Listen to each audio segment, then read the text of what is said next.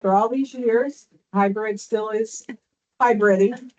Still is always, every time you go to new facilities and places, such as what it is. So thank you for your patience. Let's see here. I'm gonna call the meeting to order and just overview of the agenda first. We're gonna approve some things if we have a form. We have WTDB committee updates and progress. We have Future Ready Oregon update we're gonna talk about. And then we're gonna have a little bit of a break. And then we're gonna do artificial intelligence workforce development panel discussion. And the governor's office hopefully will join us at 2 to give us some updates.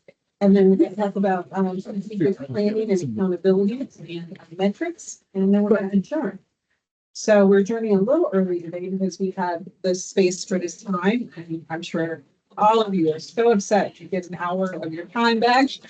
But I know, I'm sorry to do that to you, but that's just what it is. So the meeting has been called to order, and I want to know if there are any public comments. Not on my end, no. There are no public comments. Okay. And housekeeping updates. Todd, Clay, anything?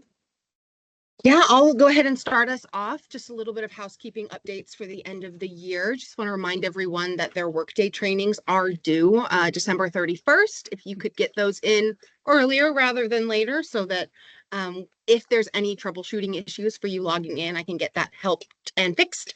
And while you're in workday, if you wouldn't mind checking that information and updating any emails, phone numbers, addresses, making sure we have correct contact information. But other than that, the only other thing I want to remind everybody of is RSVPs for meetings. If you are able to attend, wonderful. Please let me know. If you're not able to attend, wonderful. Please let me know. I just like to keep track of it all so that I know whether or not we have a quorum for these meetings. And I'll go ahead and turn it over to Todd. Thanks so much, Leah. I'll shorten my remarks here out of respect for the time. I wanted to thank Howard Burns for your good recommendation in terms of helping the employment department out with their advisory committee, which is a part of the role that we all have as WTDB in terms of advising through into the employment department. Thank you. And also a shout out to Ramona for putting your application in for the OED advisory committee as well. Appreciate it very much. The bylaws are included. Ken, we included, as you might have noticed, the track change version, because I know you're a stickler for that in the packet. But excited to have you all approve the new revised bylaws. Next, I'll go right to the last remark I had to share, which was the 2026 Talent Summit is going to be held likely still in Salem at the Convention Center. And you'll see a invite come out here soon. We're targeting May 18th and 19th for that event. So I'll pass it over to you, Clay. I don't have any updates. I could talk about the consent agenda if you want to, or we could move If on. you just wanted to cover off those policies that you have on the consent agenda, that would be great. Very quickly, for everybody's information, the policies are included in the packet. They have been reviewed extensively by internal subject matter experts, our partners and local boards, including local boards, have provided input. We have posted them all for public comment, and finally the executive committee approved them. So they're here to you. They're here to you today on the consent agenda to receive their final approval. So I have. All right. Thank you for that. I want to make a pitch for our year-end training. I know it feels like we do it every year, and it is like, then I just do this, but it helps me ward on fishing expeditions. I tell you, I do that, and inevitably I get some weird email, and I'm like, oh, I just took a training about this. I know what this is. Look at that email. It's not correct. So anyway, I do think it's part of our duty, but I also think it actually can be helpful to it. So getting your training done. So we'll go ahead to the consent agenda and items. We want to review and approve the minutes from June 13th, 2025 board meeting. They're included in the packet. Can I get a motion to approve these minutes? Charlie? Is that Aaliyah? Who was our first? Oh, Kim. Thank you. All those in favor? Aye. Aye. Aye. Anyone opposed? Anyone abstain? Okay, the ayes have it. And Aaliyah, I just charged right in under the assumption we have a quorum. We do have a quorum. I just believed it to be true. You did. You willed it to happen. Okay. All right, next is review and approve the WTDB bylaws, which again are also attached. As you know, we take our bylaws and we kind of put them in a way that is easy to review. We spent a lot of time on these, the staff did also, so I am looking for a motion to.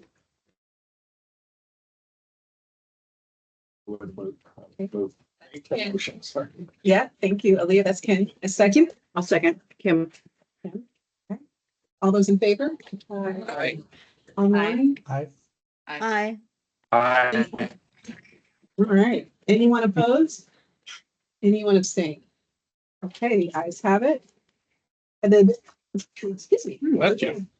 We have, thank you so much. I feel so blessed. Right now.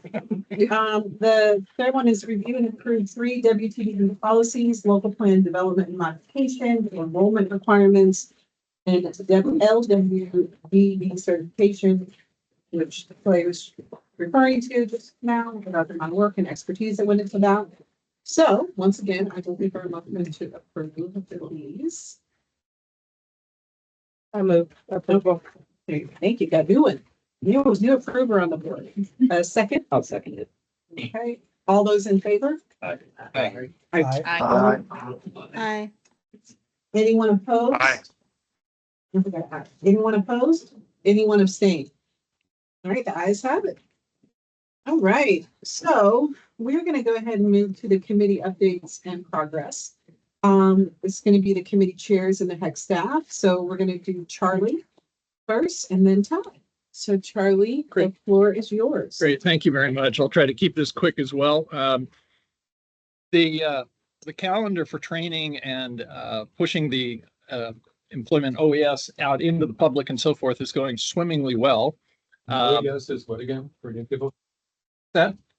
What is OES? Oh, excuse me, or the Oregon Employability Skills. And so I'll go interchangeably between employability skills and OES. So thanks for the clarification, Todd.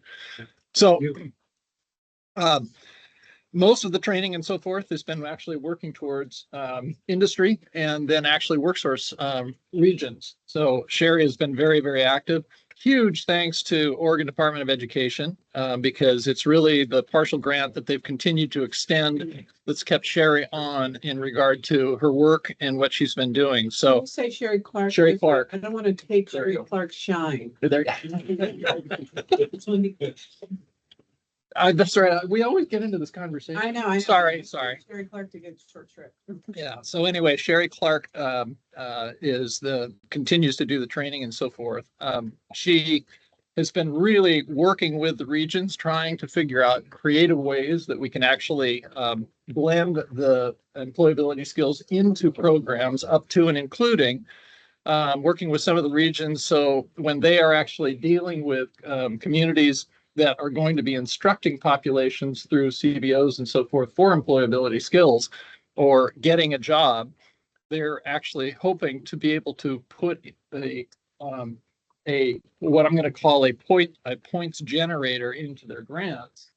Means then if they include the adoption and the integration of employability skills into their work, that'll actually increase the points for possibly getting the grants. So from a grant writing perspective, that shows some continued ingenuity in really trying to put this foundational program out there.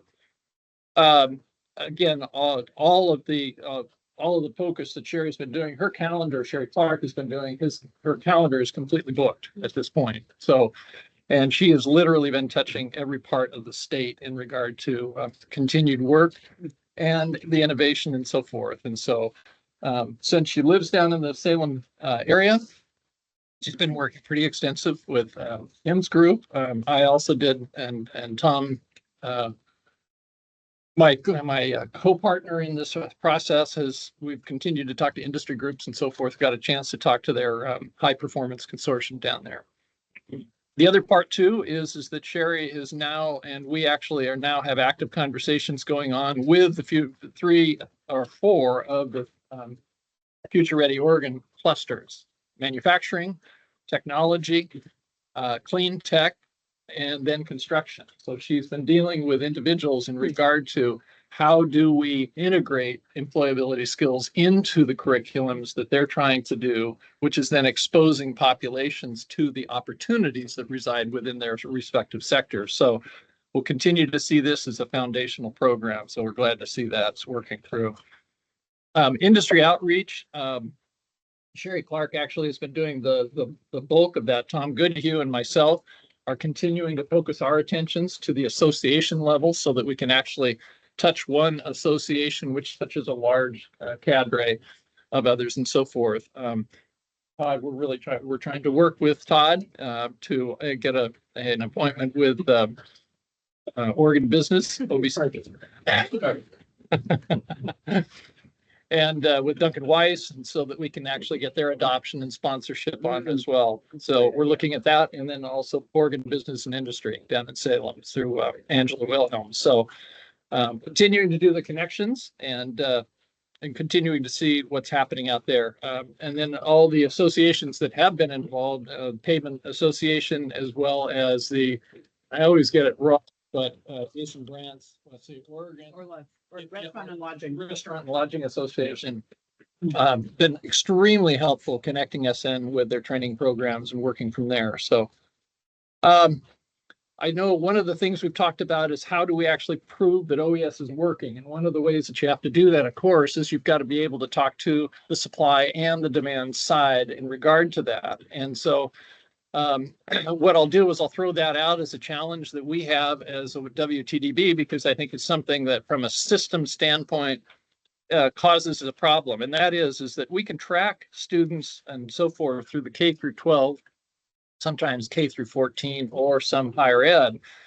But once they make a connectivity outside of that environment, we lose them. And that's a problem for us because people continue to say, gee, I love the process, but business and industry said, but I want you to show me that it's working. And the only way that you can do that is you have to form partnerships that then go kind of above and beyond in that connectivity. And so that's one of the things we're really trying to work on in regard to figuring out how we actually get that connectivity so that we can actually put some hard metrics to this. The words out of the employers that are the ones that tend to be more communicative with us and so forth all say the same thing. Those students who have gone through the program of looking at employability and being intentionally trained in employability skills are far and above better engaged and qualified for the jobs that they have in their organizations. So we're going to continue to hold on that and continue to work. But that is a job that we've got to try to figure out as a subcommittee. We're continuing to our search for what I'm going to call the OES home. So as yet, all of these efforts and so forth have existed on grant funding. The curriculum development that Sherry Clark has done has been this side of outstanding. She continues to try to morph it to some particular needs as her different audiences come through. Huge thanks. And the WTDB owes her a huge amount of thanks for what she's been doing. But that sustainability piece is something that we are growing more and more concerned, particularly given some of the budgetary issues that we have out there. So we're in the process of researching and actually actively discussing how we put together a braided public-private funding system. And so Kim and I have had some conversations. We're going to continue to have some conversations to see how we can do that at a statewide level. One of the pieces that we've heard from when the times when OES started to today, you wanted an all-inclusive system, something that touched kindergarten through adulthood. And the way that we want to do that is wherever we reside, we need to make sure that that remains balanced in our conversation. So those are some areas that we're trying to research and work or work towards. If anybody has any questions in regard to that, ideas or concepts, please get in touch with me so that we can actually figure out how we can put that braided funding together. In addition, Sherry Clark, we did a presentation up in Bellevue last spring, I believe it was, about what OES was, and it was a national meeting of ACTE, not all members, but those specific to workforce and career connected learning. From that, we actually were able to expose OES to multiple state audiences. Many of those states have followed up to and including an interest potentially at the federal level to be able to take a look at what we're doing here in Oregon. So we're going to be continuing to try to drive that. And if it's possible, it would be great to be able to bring in a possible grant funded program into the state of Oregon. Keep you abreast of that. So how are we all going to be more intentional? What I'd like to do is just very quickly, with all of the businesses that we have sitting around the WTDB table, don't want to put you on the spot, but when I talk about a funding model, how many businesses members in this particular group would be willing to dedicate sustained funding for growing OES at a foundational level? So anybody willing to do that? Let me have a raise of hands. Do we have any of them? We have a couple. How many organizations would be willing to commit dollars to sustain the efforts of this OES or employability skills platform as we move forward? So anybody out in the audience any hands raised out there? I can't see any hands raised. Or hands question. Okay. One of the issues that we found is that whereas we are presenting to business and industry, there is not a crowd that I have done a presentation to that has not been enthusiastic about what we're doing with this foundational program. But the difficulty is that when we then ask for support, assistance, not necessarily dollars, but engagement and so forth, the crowd grows quiet. So it's kind of comes to that last thing: you can lead a horse to water, but you can't make them drink. And so that's one of the issues that we have. That's why we're searching for those associations to bring their membership forward, but also bring their membership forward with intentionality. Otherwise, all of these efforts are going to go by the wayside. Charlie, could you say a little bit more about your efforts and Tom's efforts and Sherry Clark's efforts around data collection?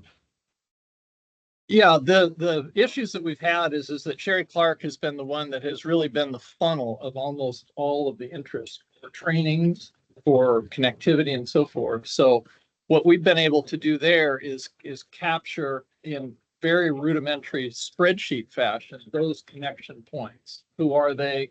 What do they represent? So forth. Some of those can be disclosed. Some of those, because of requirements of institutions, we can't do this. But the big part of it is actually surveying those who have been trained, so that you have a connectivity between A, knowing that they've been trained, and then B, connecting them with the employer to be able to get an assessment of whether those students or those learners, if it's an adult population.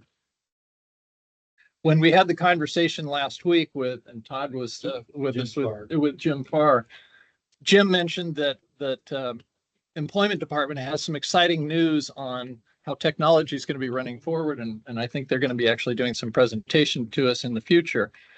But he also expressed that same issue with, we just don't have that connectivity to be able to do a hard metric. And it seems simple, but it's hard to execute. So that's one of the pieces that we really feel as though, particularly for a program that's really it's feeding into the education system. We've come in the back door. We have support. Travis will attest to the fact that when it's applied within the buildings, there's energy behind it, both with students as well as teachers and so forth. But then it's getting that employer to be able to give us the feedback. So we'll continue to work on that. So the other part that I would actually appeal to the WTDB board members is if you are using either agencies, employment agencies, Ken's retired status here beside me, or you're using the employment department, our specific request is be specific and tell them that you want candidates that have been exposed to active employment skilled training. Talk about either OES or talk about essential employability skills.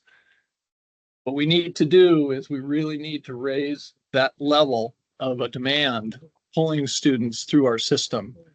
I think we've got, believe it or not, the supply side, I think, is doing phenomenally well for the process that we've gone through to date. But we're going to need to sustain. We've got websites, we have information, literature, videos, so on and so forth. I'm not sure how Sherry Clark has done it, but she continues to be able to fill that roster. So any questions? It's a comment on, especially since you're reaching out to business associations with the American Staffing Association, probably be a good one. And I'm happy to get you in contact. That would be with them great as well. Yeah.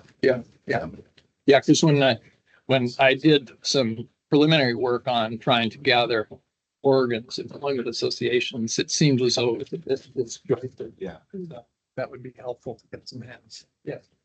Okay. Anyone online?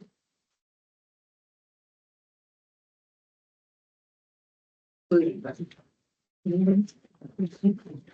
right. Thank you, Charlie. Thank you for all your hard work and the passion you bring to this. It really comes across.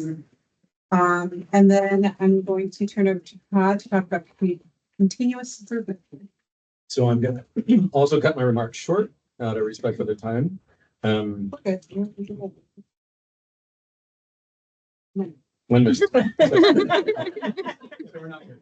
And I want to be respectful of time right now, but so to cut it short, you'll notice one sort of late addition to your packet on probably the bottom of that stack. I had forgotten, honestly, that we had this document produced by Coraggio, who was a contractor that we worked with on the last continuous improvement assessment of WorkSource Oregon. I found it really helpful, and so I thought you might too. And what I found really helpful is that oftentimes we're hearing, as of late, well, for a while now, that nothing is really happening as a result of those investments and those assessments. But I think that's not entirely accurate. So if you look at the little table that's on this document under 2024 recommendations and the action plan summary, create greater alignment between the state workforce board, local boards, and state agency workforce programs. I know that's kind of a squishy. It's not a hard data. There's not a hard number that we're trying to reach in terms of a goal. But I think many of the people who have been involved in that work would agree that that's happened. Secondly, unify and consolidate reporting. Julia is going to be talking about some of this in her remarks later on. And Sarah Means will be with us here today.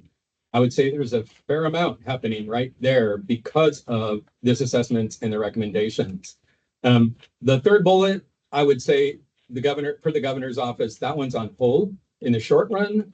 But I think, well, because of that very reason that the governor's office engaged with us, sent us a letter and recommended, action from the WTDB and specifically from the KIC, that we can say there's been quite a bit around advocating for and enlisting the governor's support and carrying out the recommendations. And hats off to Sherry Dunn, your fearless leader here, because she has been very diligent about meeting with Sarah Foster, which she was in the policy advisor's role previously to now Sarah Means. So thank you, Sherry. And that's it for me, unless there's anything. Thank you. We're going to hear from Sarah. Can I just make one quick comment? Yep. The whole explore reorganizing the state level may be dictated, depending on what happens at the federal level with WIOA reauthorization. Yeah, good point. Yeah. And there's still not a lot of clarity about it. No, there's, I don't- And when we talk to, Folks at NGA. yeah, when we, I'm like, thank you, Todd. When we talk to the folks at NGA, it's like 3-card Monty. Like, if you ask them a question, they're like, oh, look over here. And I'm like, yeah, but I'm asking about this. I'm like, oh, look over there. it So, depends on what Congress it's passes, still- if they pass anything. yeah, right? yeah, so Yes, they it's really unclear. Yeah. Just to be totally transparent. So now we are on to the WTDB, where we're on Future Ready. And Shauna is available online here. Oh, there you go. Okay. I was a little late. I apologize. I was at the ribbon cutting and Dr. Bennings is making me look bad.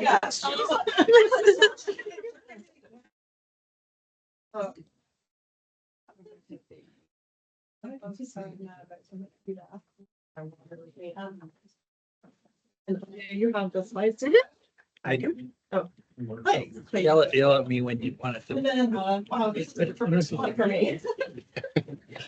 Between my. Does that go for any of us yelling at you? or- One of them will love me if I go over time, right? 20 minutes. Somehow we lost our people. There we I go. think we need to touch it. They're still here. Yeah. Oh, she was. I'm putting up our, Yeah. We were nervous. what happened? Thank you. That'd be fine with me. Yeah. That's a small audience. but- Yeah. We'll turn it over. Okay. Okay, so I know several of you in the room, but not all of you in the room. My name is Shauna Tice. I'm with Future Ready Oregon. I'm the longest title of Technology Industry Consortium Strategist is my full title. Too many nouns, long noun string there, so it's a lot to comprehend at once. Prior to joining the HEC, which I joined 1 year and 2 days ago, so I've been with the HEC just barely over a year. Thank you. Prior to joining the HEC, I worked at Workday, which is what most of you think of as your HR software. And I know I talked to someone at BCC, you guys just moved to HR, finance, and students coming in 2 or 3 years. Yep. Anyway, so that's the company that I was at previous to the, before that, I was in Boise and I worked for Clearwater Analytics, which is a fintech company. When I described my career path to someone, they said it was a lot like going from being a carnivore to a vegan to state government. But I also spent 13 years, Ben Cut's laughing because you know, I spent 13 years teaching at Boise State University. I primarily taught technical communication and my students were engineering or science, hard science students. Just helping them learn to write better, speak better, interview for jobs, and all of those things. So it was a required course. It was our second body course required, usually with essentially. So I want to start by thanking the WTDB for inviting me here and also acknowledging the work that you put in to create or drive Future Ready Oregon. I understand that it started with the Equitable Prosperity Task Force, and that group made this possible. And so I want to thank you for that and the $200 million grant that is behind Future Ready Oregon. As you know, everyone in this room knows we've had our last round of grant funding and Future Ready Oregon will wind down at the end of this year. And so I'm here to give you an update on what we're doing, what that investment looks like. Obviously, I'm most familiar with the Technology Industry Consortium, but we also have the Health Care Consortium and the Manufacturing Consortium. In fact, there are 10 members of the WTDB that serve on one of the 3 consortiums. 2 of them are right here on either side of me. And those are the 2 that are on the technology consortium. We have 4 on the manufacturing. Travis is one of them, and 4 on healthcare. Dr. Benning is one of those. And And I so was there's- manufacturing. Okay. I'm in the manufacturing. Yes. And so there's good representation of the consortiums in this group as well. Hey, next slide.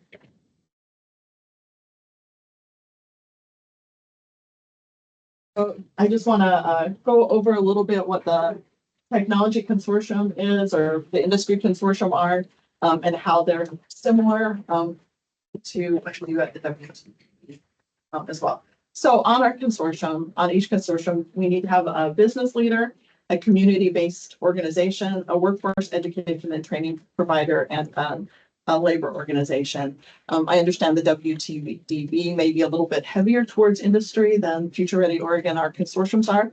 They're pretty equitable in terms of distribution of all those, and it's really a shared leadership model. What the consortiums have the ability to do is to dive more deeply into their individual industries than maybe the WTDB does as a whole, and have a better idea of what's happening across the state, what's happening in our education system, what the trends are, what the barriers are, and hopefully drive some of that activity. Next one. Bye. Feel free, I have 20 minutes, but feel free to interrupt me with any questions and they can come at the end. This is sort of an overview of what Future Ready Oregon, the industry consortium are. So as I said at the start, I was just at PCC at the ribbon cutting ceremony and visiting the clean room, the manufacturing room, and the AI lab there. It was exciting, and it was exciting for me because Future Ready Oregon played a part in some of those activities. PCC has 3 workforce ready grants, and so I got to see some of that in action. I got to go to the manufacturing room where the Quick Start program is, which Future Ready Oregon funded, and see the really incredible instructor there who provided us a demo of a vacuum system and allowed people on the tour to play with some of the instruments. It was great. And then I visited the other labs and learned a little bit more about that. And this is an example of what Future Ready Oregon and the Industry Consortium do. It was inspiring to hear the student this morning speak about what he learned and the opportunities it gave him. And I think that's just a really great example of what we've seen in Future Ready Oregon. So next slide. One more. Sorry. This is just kind of an overview. So first I'm going to talk about our. Could I ask a question on the previous slide? This Yes. is Sarla Shawn. I'm on the Workforce Readiness Committee, and I recently joined the WTB a year ago, and I'm retired engineer from Siemens, Mentor Graphics. So one of our areas of focus as well is how do we make this all very equitable in education and employment? And I see that's one of your key goals here. So has there been a report on this, or is there a report available on this, on your findings? Yes, if you go to our website, and I'm happy to share this with you later, we have annual reports where you can look at that information, and then we're preparing currently the final report for Future Ready Oregon and the investment there. And so you can go to any of those reports and learn exactly more information about that. Thank you. I know that it's hard to navigate the web page, so if you have any difficulty unpacking that with you, I'd love to share it with you as well. Thanks. Okay, so I wanted to start with, as you all probably know, we have quarterly meetings for each of our consortium, and this was a photo from our meeting in July. For one of the 4 quarterly meetings each year, it's outside of the Willamette Valley because we represent the state as a whole. And so it's important to go to the communities and hear about what they're doing. I added a QR code there for the people who are online to the consortium meeting if you want to go and listen specifically to the presentation presented by GoSTEM. So this was taken on the campus of Eastern Oregon University. And I'll talk more about GoSTEM, but you can see the state of Oregon and the green colored area there. GoSTEM covers that entire area of Oregon, which is, I mean, they told us how many square miles it was. I don't remember, but it's huge, right? And so one of the grants that they had with Future Ready Oregon was to hire a new staff member who could go out to schools in the community, frontier and rural schools, right? And provide training. And the person that they hired using the grant is Elaine Swanson. She's pictured in the image here. She's remarkable, I think. She graduated, she's from Baker City, Oregon. She graduated from Oregon State University and then went on to get her graduate degree at Harvard, where she studied mathematics and AI. And she did her graduate research based in Baker City, Oregon, looking at some of the, I think, irrigation and water issues there. And then she got a job at the USDA, but her timing was unfortunate because just before she was to start, there were all the cuts to USDA. And so GoSTEM swept in and offered her position.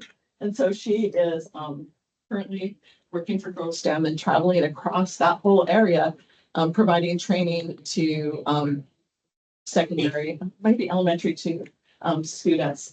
The other part of the grant was buying that vehicle that she's standing in front of. Because if you're traveling across that area in green year round, you better have a car with snow tires, right?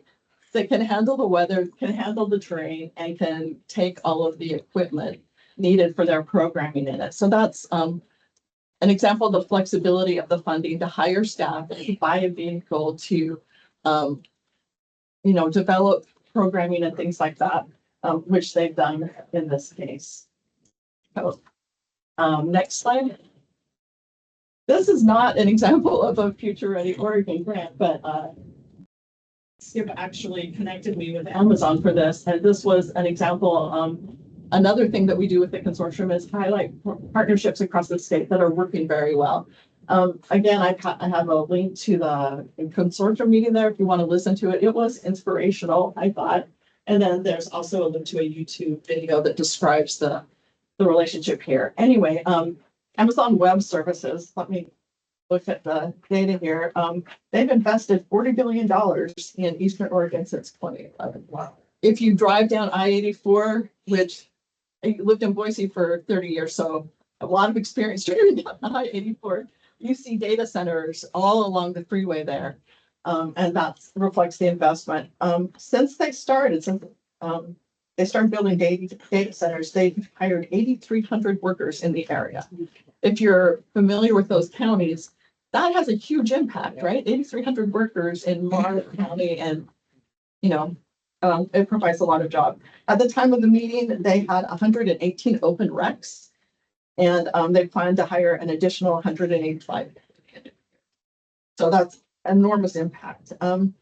They worked what they talked about on the panel was they worked with BMCC, Blue Mountain Community College, to develop curriculum that would allow them to upskill and reskill employees. And they began doing that. 81 employees have been enrolled in it so far. 57 have completed it. And in fact, so it's data center technician training. It's so popular because the collaboration was very tight with Amazon, right? Amazon helped develop the training to make sure it was exactly what they needed. They have people outside of that area who go to Blue Mountain Community College to participate in the training. They also created a one-year data center technician certificate, so it's 3 terms. They developed that in 6 months with Amazon, which is incredible in higher ed time, right? 6 months to develop and launch a curriculum. The first 2 terms are hands-on labs focused, and then the last term is on the job experience, and they have 100% placement upon completing that. So really great example of industry educational partnership. And those are the things that we like to highlight, or we're looking to highlight across the state. What can we learn from them, and hopefully influence the implementation of in other areas. So, really, I mean, it would be wonderful for you to watch those videos. I thought it was inspirational. Okay. I have one question on the Yeah. data center technician program. Is that offered anywhere else? Anywhere else across the state? I do not think so. COCC has a program, I believe, because there's also data centers in Central Oregon, but I think it's a short-term certificate, but I'm not positive. But it's certainly a model for elsewhere in the state, because that's not the only location in Oregon data center. Okay, so that's just from our last quarterly meeting, an example of something to highlight in the state. So another thing that we've been working on, and anyone in this room who's on the consortium can tell you, we've been working on the occupational profiles and wage data. So, that's part of the state statute is for the consortiums each to look at wage data every 2 years. Close. Do you want to go to the next slide for me? Here's an image of what they look like. They started out, we had a simple idea. You guys know how this works. You're like, it's wage data. This is going to be easy. This will be like 4 or 5 pages tops. So it does not ever turn out that way. This is like a 92-page packet now that includes a wage data. Yeah. Wage data for the high skill, high wage, high demand occupations in the tech, industry sector of technology. That's in the appendix in a spreadsheet, but then we've pulled some of those out and then provided a more in-depth look at that. What we've, as this evolved and as we talked about it, we realized how important it was to help us understand supply and demand. Like this is looking at wage data, we learned where the demand was across the state. And then next, we're going to start looking at who do we have in the state that's providing just a cat's question. Where else are they creating data? Where else are they training electrical engineers? Where else are they doing all these things? This was sort of a first step. Next slide. Oh, I have a question about the wage data. Yeah. So for the wage data, is there baseline? Do we have baseline and then where we build up? Okay. A couple points on that. This is all employment department data. It's all publicly available. And then we can certainly use it as a baseline, and I'll show you some examples in just a moment about it. So part of the reason this grew is once you start looking at data like this, there's lots of questions and lots of terminology that's important that needs to be clarified. So we added an executive summary, we added technology, we added clustering and things like that. Just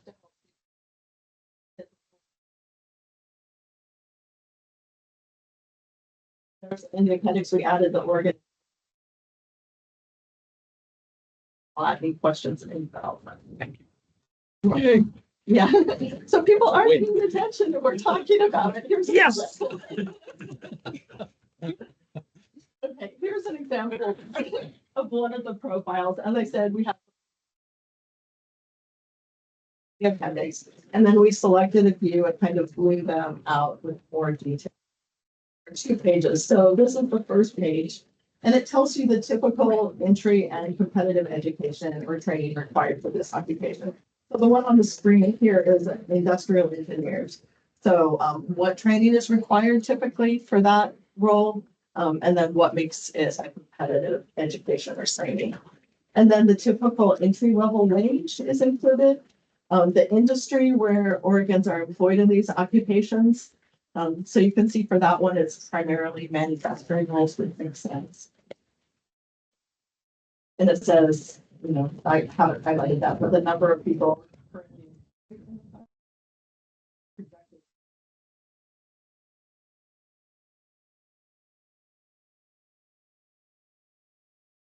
And then this is the page that everyone always loves, or at least it seems like it when I show it to people.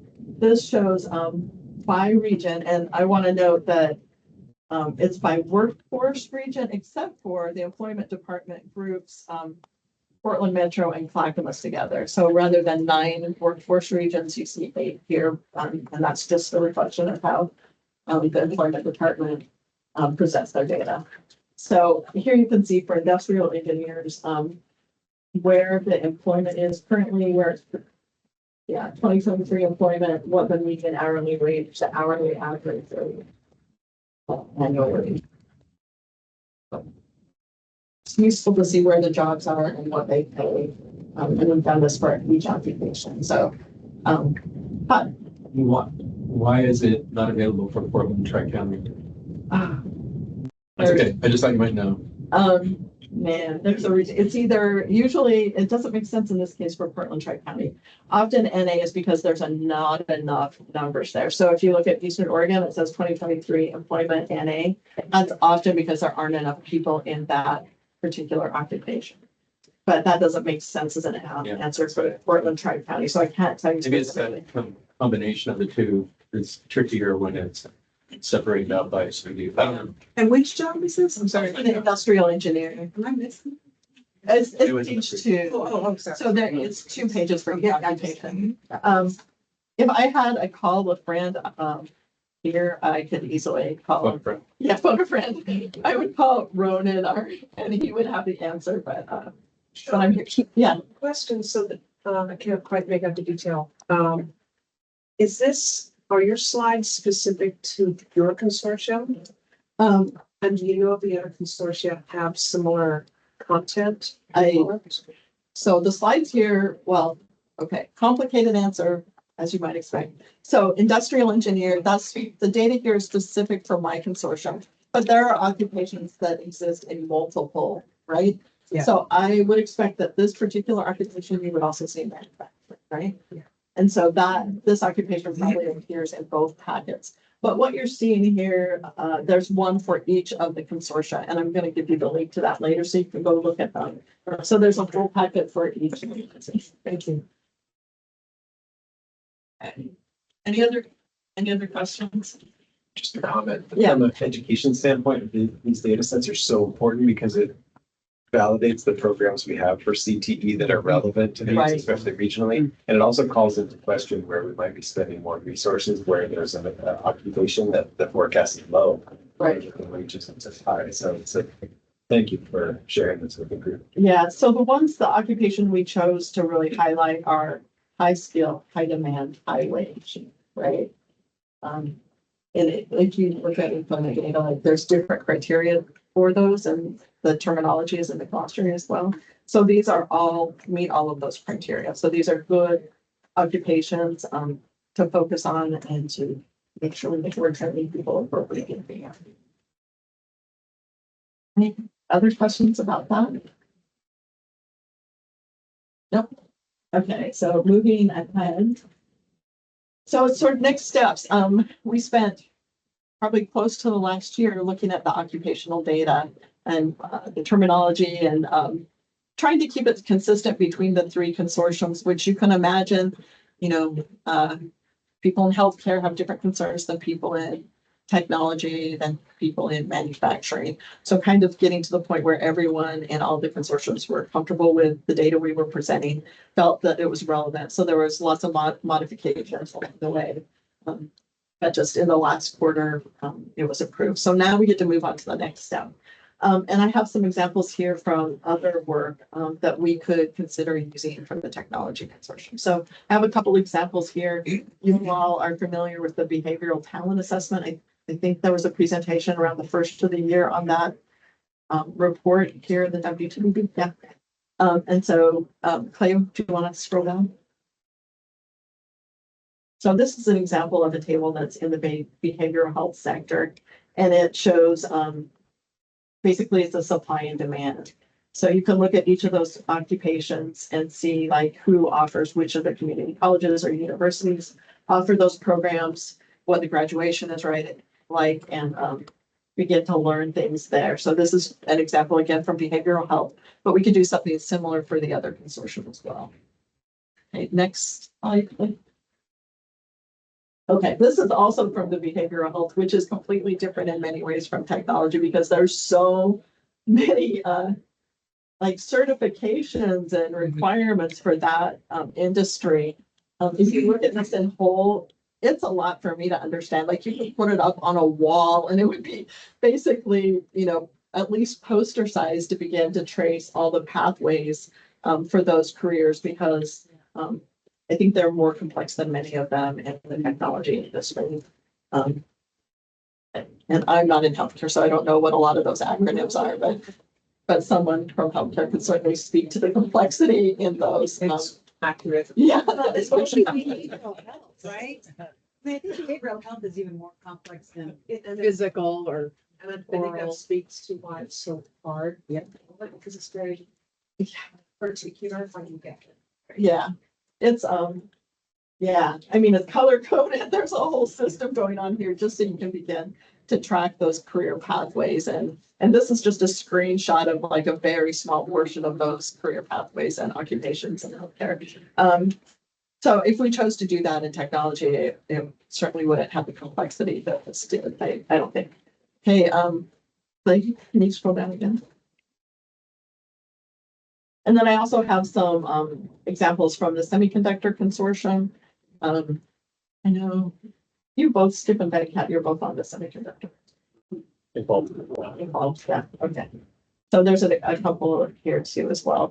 You scroll down. Okay, here's an example that consortium did of mapping the Oregon degrees to roles and sectors. So you can begin to see, like, if you have this degree, what sort of roles could you anticipate associated with that degree? Feel free to correct me, either of you if I'm wrong. And scroll to the next one, please. And then career opportunities, this is sort of a pathways thing as well, that shows, you know, with this type of education, these are the careers and the types of positions you might earn.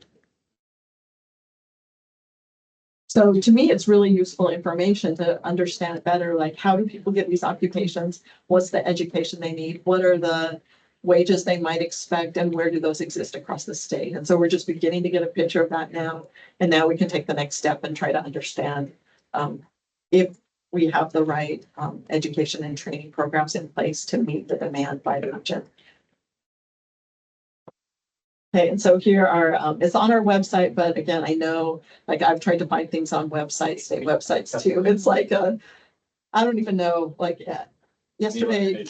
Yeah, it is. And so I have a screen capture here of the page, but I also put the QR codes for each, and I tested them, so they should work.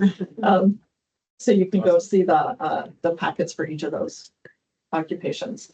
Thank you so much. We are, because we took us a while to get going, we're running a little behind. So if we can do a 10-minute break, that would be great. Hopefully that'll be enough for everyone, folks online, if you want to just come back in 10 minutes. That's what we're gonna do. 10-minute break. Thank you. Thank you so much. That's very. So, Sean, offline, since we're, but. So when I look at this, I always think of who's the customer. The customer really is that student with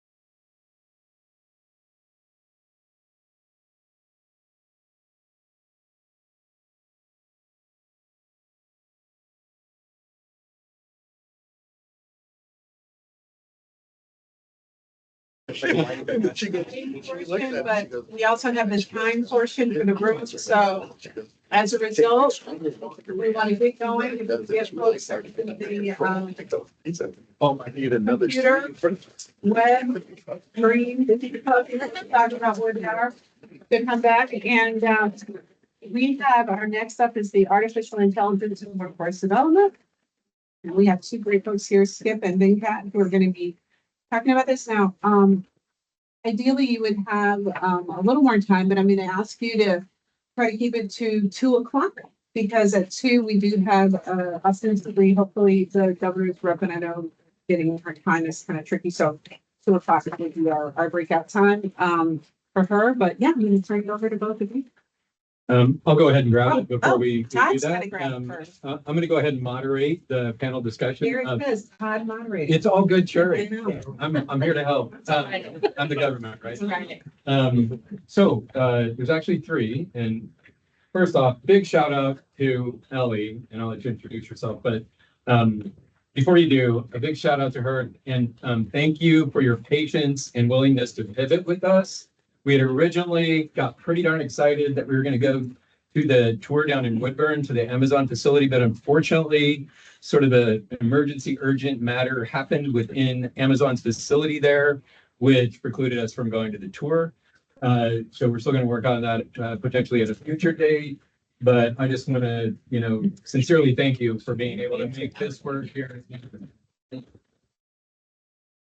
So before we get into the question piece, why don't the 3 of you just introduce yourselves for those who may not know who you are?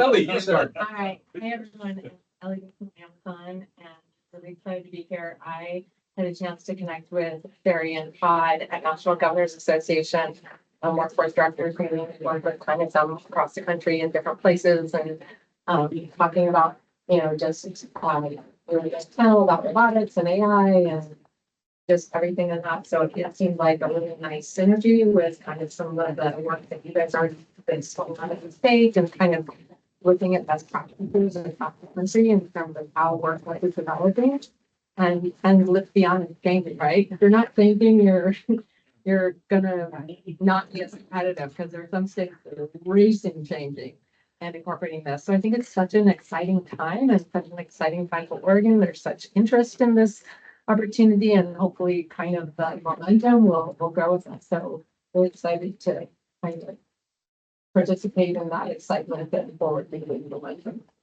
Thank you, Skip. Excellent. I joke that I'm essentially Ben Cat's speaker booker in the last year in terms of AI topics and speaking opportunities. But it's I run the Technology Association of Oregon, also involved in the Tech Consortium for Future Ready, as well as obviously this board. But I'm excited to be able to talk on a topic that I think is near and dear to many of our member companies. We represent about 485 member companies in the state, and everyone from startups to very established companies are all grappling with, do we build from scratch with AI integrated, or if we've got legacy systems, how do we kind of retool? And lots of change going on at the employer level that I think is really informing a lot of this. And companies are trying to figure it out, and they're looking to workforce systems and higher ed to really assist. And there's a massive talent redevelopment opportunity staring us in the face. I'll say challenge staring us in the face.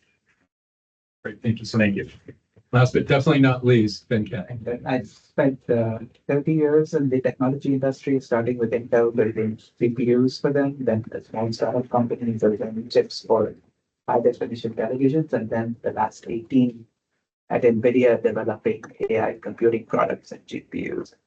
Now I'm volunteer my time towards education, economic, and workforce development. So happy. I really appreciate all the time that you have to give up to that. And I think even Charlie's good stuff and Kat is a champion for. So thank you all very much.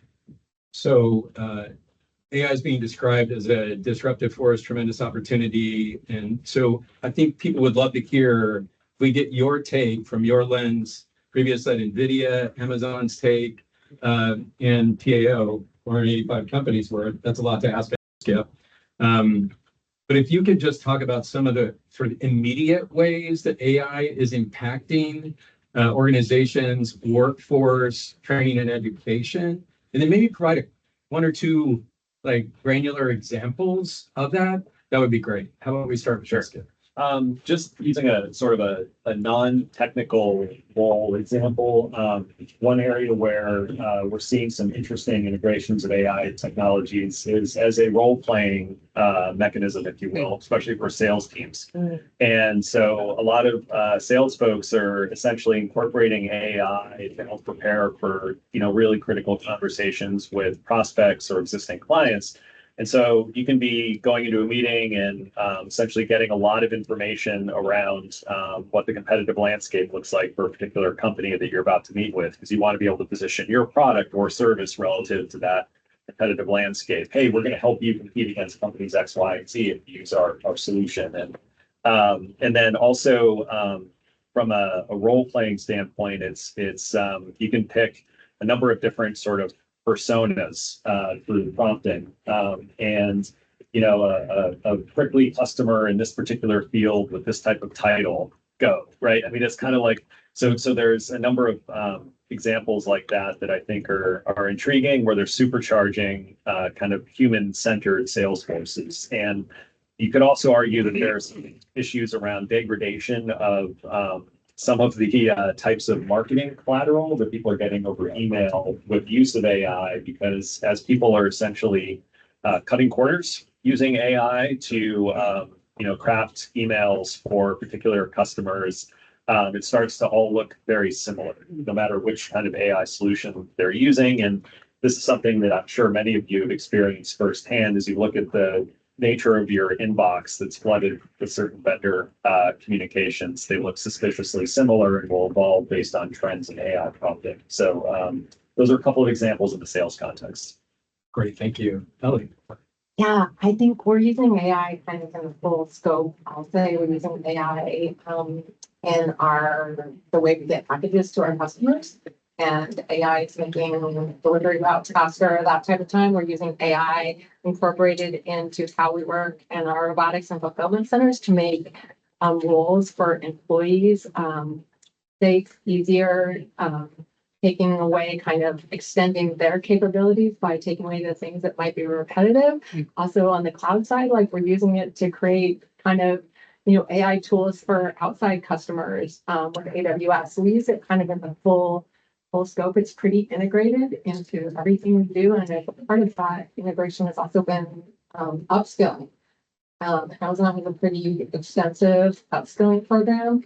In Oregon, we have 8 what we call career choice partners. Everyone from Blue Mountain Community College, Portland Community College, Temecula Community College, Western, OSU, all community career choice partners. And within those, and kind of exciting for Oregon that it has every point of Amazon's kind of investment, right? We have fulfillment centers, we have delivery, and we also have like all the data centers. Every type of our business is represented here. So that's kind of unique and to states in our investment. But I would say like the rapid investments that we're making in upskilling for our employees. We have 2 apprenticeship programs. One is mechatronics and robotics. They're registered with the U.S. Department of Labor. And we're seeing a lot of interest from our employees in that, a really lot of interest. And so it's basically on the, like you're learning and as you're working, and then also having kind of classroom hours. It's a combination of both. A lot of it's really becoming popular. We've had really good. We're also noticing that employees that have gone through the apprenticeship programs are really interested in staying. And there's a pipeline easy pipeline into kind of like if you're starting at another position, like at our robotics facility in Woodburn, to jump to kind of other parts like the cloud side or Kuiper or our satellite program. So there's a lot of jumping points that are kind of all tied to AI and the integration. Nice. That's a lot of different things. It's very interesting. I didn't know all that. Then Ken, how about you? So I'll keep my answer limited to the semiconductor industry. And so every aspect of the chip design process involves AI tools. writing an architecture specification for building the next chip, for example. Then you have a team of architects who come up with a specification of what the chip should do in terms of functionality, performance, energy use, etc. So that specification writing is augmented by AI. The engineers who are writing the code to develop the chip, that code is augmented by AI. Then there is an entire validation and verification flow, which is proving the quality of the chip to make sure all the bugs in it have been weeded out. And that has historically been a very long tail to that process, and that's been shrunk significantly through AI tools for validation and verification. And then finally, there's a go-to-market strategy and sort of that those salespeople also use it. So it's in every aspect of the business, including hiring, right? So you've heard about resumes being auto-filtered through AI, even being generated through AI. So it's just everywhere in the semiconductor industry, just taking that industry alone as an example. But I just wanted to preface this by saying that every industry going forward will need its own intelligence factory. If you're building a car, and it's a self-driving car, you need the intelligence for it to drive. So you need an AI factory for it. If you're building a robot, that robot needs a brain, that needs its own intelligence factory. So similarly, every industry we know of today will need its own AI factory. And that's why I think where we're going to go in this conversation again is what kinds of skills. And one of the big skills is the skilled trades workforce, because we don't have the skilled trades workforce to build these factories. And so some of the sales applications, so many plethora. I really am excited to learn more about those registered apprenticeships that you talked about with DOL. I think there's something there for many of us to explore. So on to the next question regarding workforce and talent development and skills. Sort of what new skill sets and competencies, in your opinions, are becoming the most critical, sort of right out of the gate of all these that you've mentioned, spaces? And maybe this is a little bit more for Venkat, but no, based on what you just learned when you went to Boston, I would say you have some good ideas too, Ellie, on how Oregon's workforce system responds to all this and prepares workers for high-wage jobs, in-demand jobs that John was talking about in the tech sector. How about, you want to take a shot, Venkat? So the foundational STEM skills are probably the most important. A strong background in math, sciences, and the ability to solve problems from first principles. So I add human skills and critical thinking skills to that. And the second thing I'd say is hands-on project-based learning. So one of the questions I've often asked in interviews is, what real-world problems have you solved using AI? And I have many favorite stories, but one of them was to get rid of squirrels in the backyard of a person who were eating, that the squirrels were eating up all the produce. So this kid hooked up a small computer to security cameras in the house and downloaded images of thousands of squirrels from the internet to train a model. And now when that model recognizes a squirrel, it turns on this sprinkler system. So, wow. This kid actually learned so much during that process, figuring out the frameworks and the libraries and all the struggles that those kinds of skills are super relevant. Thank you. That's great. Yeah.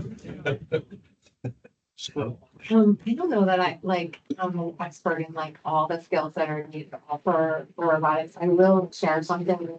I was in Boston earlier this week, and we're working a lot with Matt's Department of Economic Development, and a comment that their lead said our robotics is headquartered in Massachusetts.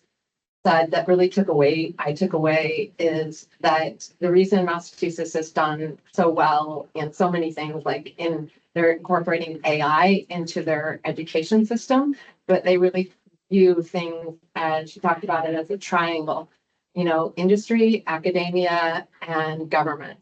And each has the same length of a triangle, and innovation occurs at the center and goes out. And I thought that was such a powerful thing. She was talking in terms of education. Massachusetts has 26 pilots in schools this year in incorporating AI into curriculum. just teachers want it, everyone wants it, like, so they're, and that is where the innovation starts, right? At a very young age and very, so from a skill set, I thought that was just a good framing for maybe how to build and a best practice for a state that's done a really good job of building that. Yeah, I was gonna say, just to build on Venkat's oral example, on the technical skills, that speaks to data literacy, and then also, some elements of, computer science, computer programming principles with frameworks and everything else. And then, obviously, knowing how AI is, how it works, right? So AI literacy as well, at the very least. And the applied aspect of all of this, I can't emphasize enough. More and more companies are looking at, show us some real world examples, or, in the case of computer programming, it was, point at all the stuff you've committed on GitHub or whatever in terms of actual code. Well, it's the same thing with AI relevant projects. And so if there are, quick, relatively short duration opportunities to demonstrate application of AI technologies to a real world business problem, or real world just like squirrels in the backyard, right? And it doesn't really matter, right? And so the thinking process that was involved, how the technology was brought to bear, and then the lessons learned, right? Here's where it worked, here's where it didn't work, and why. That's what employers are looking for. And it's very different than, I think, our very linear system of workforce and higher ed approach things. So the human skills thing too is really important. That was emphasized a lot by a lot of our employers when we've done surveys over the years of hiring managers. And critical thinking and communication skills, working as a team, being able to synthesize lots of different types of information, and to be able to discern with some element of cynicism, like, okay, what's more trusted or valued or should be assigned greater weight than something else. And so it's almost, and I've said this a lot over the years, but liberal arts is kind of hot again, plus technology skills. So we're asking a lot of K-12 education, higher ed, and our workforce system. And I can't say all of that was working great before all of this disruption. And now it's really accelerated or shown a brighter spotlight on some of the challenges going forward. Revenge of the philosophy degree. Yeah. Your favorite thing. It was always. It's gonna get there. I want to just pause. We're kind of on schedule again, so that's exciting, at least for my view. So I just want to pause and give anybody in the room or anybody online the opportunity to ask questions if you'd like to of our three distinguished panelists. I'd give one real world, because our company's trying to figure out best to use AI. And even at one of the board meetings, I suggested just asking AI what the best source for how to use on our company. But we had you mentioned marketing, Skip, and that the Portland Lou is a product that we manufacture that is sold primarily to cities, states around the country. And we were using a marketing firm that was going out and geofencing specific, conferences and city halls. And then from there we would send marketing, because it pulls the IP addresses from people within that geofenced area, and it was extremely expensive. And we started using AI to actually start monitoring city hall meetings and discussions that where public restrooms were mentioned. Brilliant. Yeah. So from there, because they're all elected officials, we're able to pull all their email address and contact information and do all the direct marketing to those locations at a fraction of the cost of what we're using on. So that's just one real world example that we use, and we haven't even really begun to hit the HR part, but I think that's overwhelming right now for us. But yeah. Ellie, when we were at NGA, I don't know if you're in the room, this conversation came up about the apprenticeship model and the learning, and how maybe rather than states trying to create these things, we need to scale what industry already has. Is that possible? I mean, is it proprietary? You know, because I didn't feel like we got into that part of the conversation. I mean, is your training apprenticeship proprietary in that you wouldn't want to share it? Because you see what I'm saying? Like, in other words, states, not just Oregon, but other states go down this road. We're going to give you these credentials and blah, blah, blah. I was like, I don't need those credentials. They actually have the credentials that I need. And how could we get access to that? Or is that not? Yeah, that's a good question. And I think like kind of definitely a developing area because training is changing so dramatically, like day by day. I think from the perspective of like the way we often work with like our career choice partners, we have about 400 career choice partners, which are our colleges and universities throughout the country. It just really depends on the state, the operations that are there. So we prepay for any employee to go 100% to go to see whatever they want on any of the community colleges or universities. So that could be everything from like UPD to that.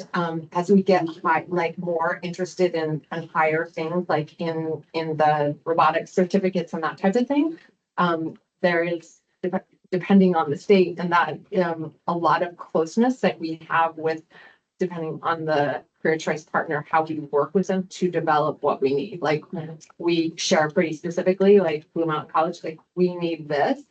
In Shreveport, Louisiana, when we have our mostly done robotics, like they are very prescriptive in what they need. In Boston, with all the community colleges there, like robotics is so specific. They like, and they're on the boards of those, and they are working with students and they're helping. So I think there is an opportunity to scale it. I just think that, apprentice models, like the process of getting something certified with DOL takes a while, but once it's certified, then like you can use it in all 50 states. So that's like a benefit, but sometimes that's really specific to that industry, and it might be specific to robotics, but not to semiconductors. So I think it's possible. I think the most important part is kind of a framing of the triangle, is that, industry, government, and academia kind of working like what works, what makes the most sense for Oregon. I want to just yes to that. I mean, I was in North Carolina last week with the presidents of U of O and OSU and some other folks, and we were looking at it from an economic development standpoint. Not only what have they done successfully, but where are they planning to go next? And Research Triangle Park in the middle, which was built in the 50s and is more suburban, kind of R&D office park, lots of spread out corporate campuses, is not the future. The future is really centered around the university campuses and doing super dense like innovation districts with public-private partnerships with the academic institutions.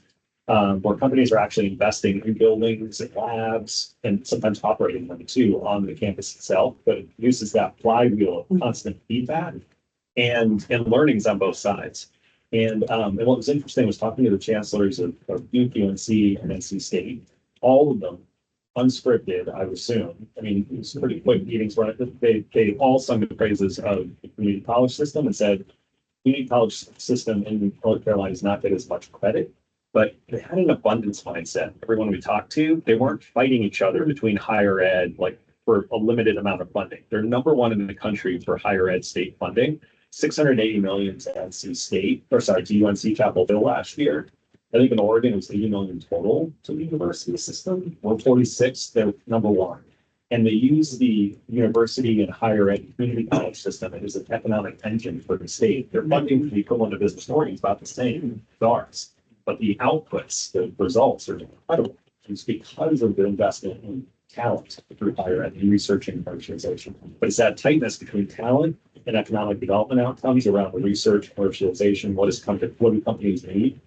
That flywheel is great. And the collaboration between community colleges and the 4-year plus degree institutions who are like, no, the community colleges are the tip of the spear with the ability. Any questions from folks online at all? Editorial comment. You like this one? It's too bad we lost our talent board. Yeah. We had talent council. we had a talent council in Oregon, and it was collapsed. And much to many of our chagrin. And But that was one of the processes of really trying to marry education, workforce development, and industry together. Yep. And with expectations of also how it got funded and moved forward as far as the project. They actually had dollars, which was Yeah. a big, But Yeah, I mean, I think the big question at Jay was, you know, with states trying to go their own way, trying to guess what what the industry needs, or coming up with things that ultimately aren't exactly on the mark. Is that useful waste, useful waste? Useful waste, waste of resources. that your comment too, against community colleges being the tip of the spear universities and driving economic development. When I was on PCC's board, we had a meeting with Betsy Johnson because we had back in the 1990s somewhere, we went out for our first bond for PCC, got approved, and we made commitments to certain communities. And one of the communities was Columbia County because of PCC's there. And her, you know, if you knew Betsy Johnson, she was a very blunt, honest politician. And that was the first encounter with her, and basically sat down and told us, okay, we supported your bond measure. What are you going to do to build our community back up and make it straight? And initially, I think it caught all the board members off guard, because we said, you tell us what you want us, you know, to bring to your community. And she says, well, I want economic development. And I think that was even the ground root why the OMIC facility is based out. I was just gonna ask you that. Yeah. Yeah, I mean, we looked at an emergency response training facility out in that area because we also looked at the community and what was possible there. But ultimately, the OMIC fell into our lap to some degree. But it again, it is an economic development engine. And I think we forgot that as a state. And I don't think we invest in the education process like we should, and look at it as an economic engine as opposed to just a side note to some degree. Join us for advocacy at the cafeteria.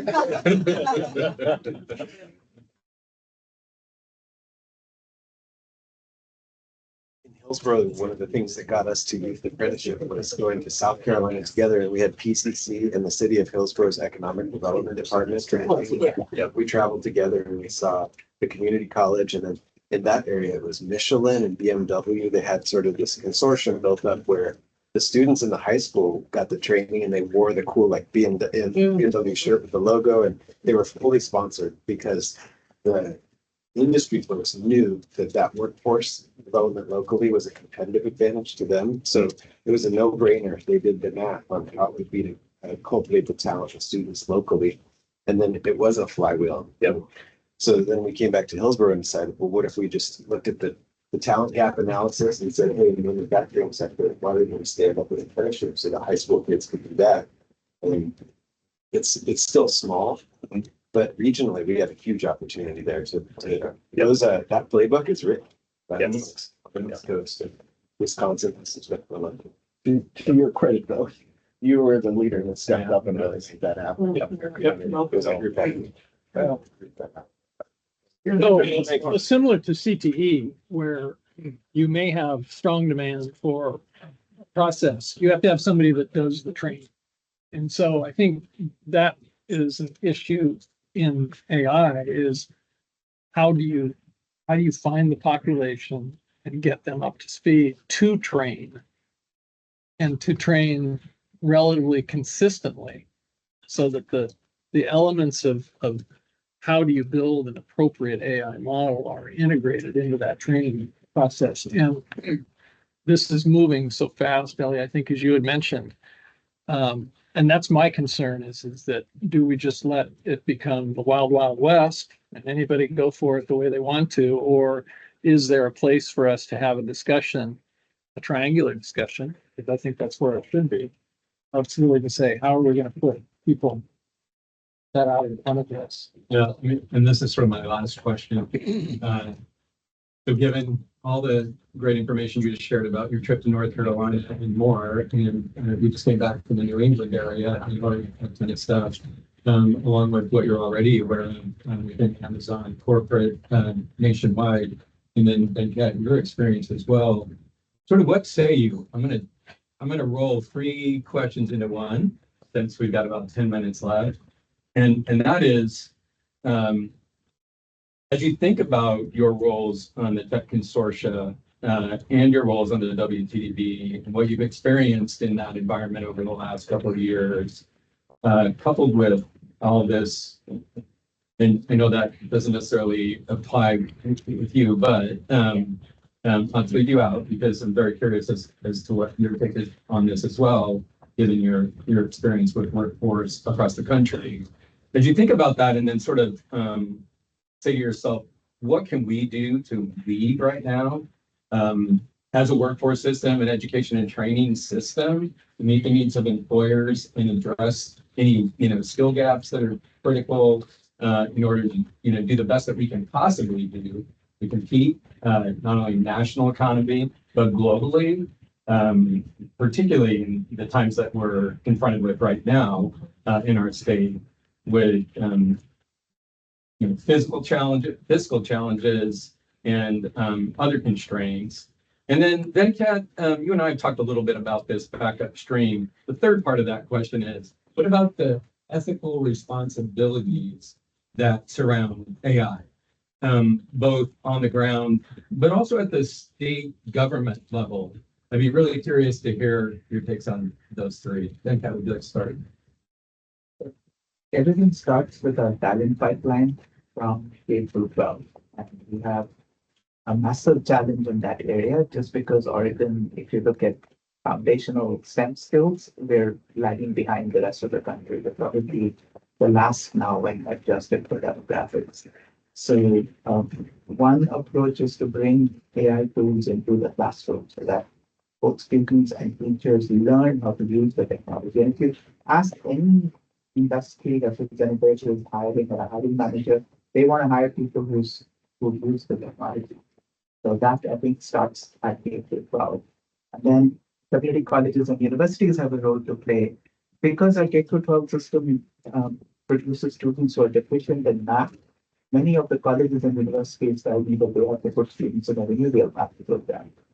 But that should not be the case. It should not have to do that.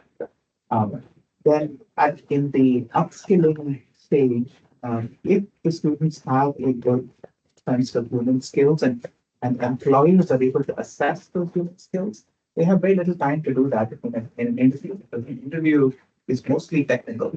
Right? You're trying to assess a candidate's technical skills, but you don't know what their human skills are. But if there's an assessment methodology for employers to follow, that would create safe harbor. And then finally, for upskilling within, once they get into a job, because the technology is changing so fast, the industry will provide the architecture capability. That's what I would say for the talent pipeline. And obviously, governments and the beginning of the road should take, but there's the times.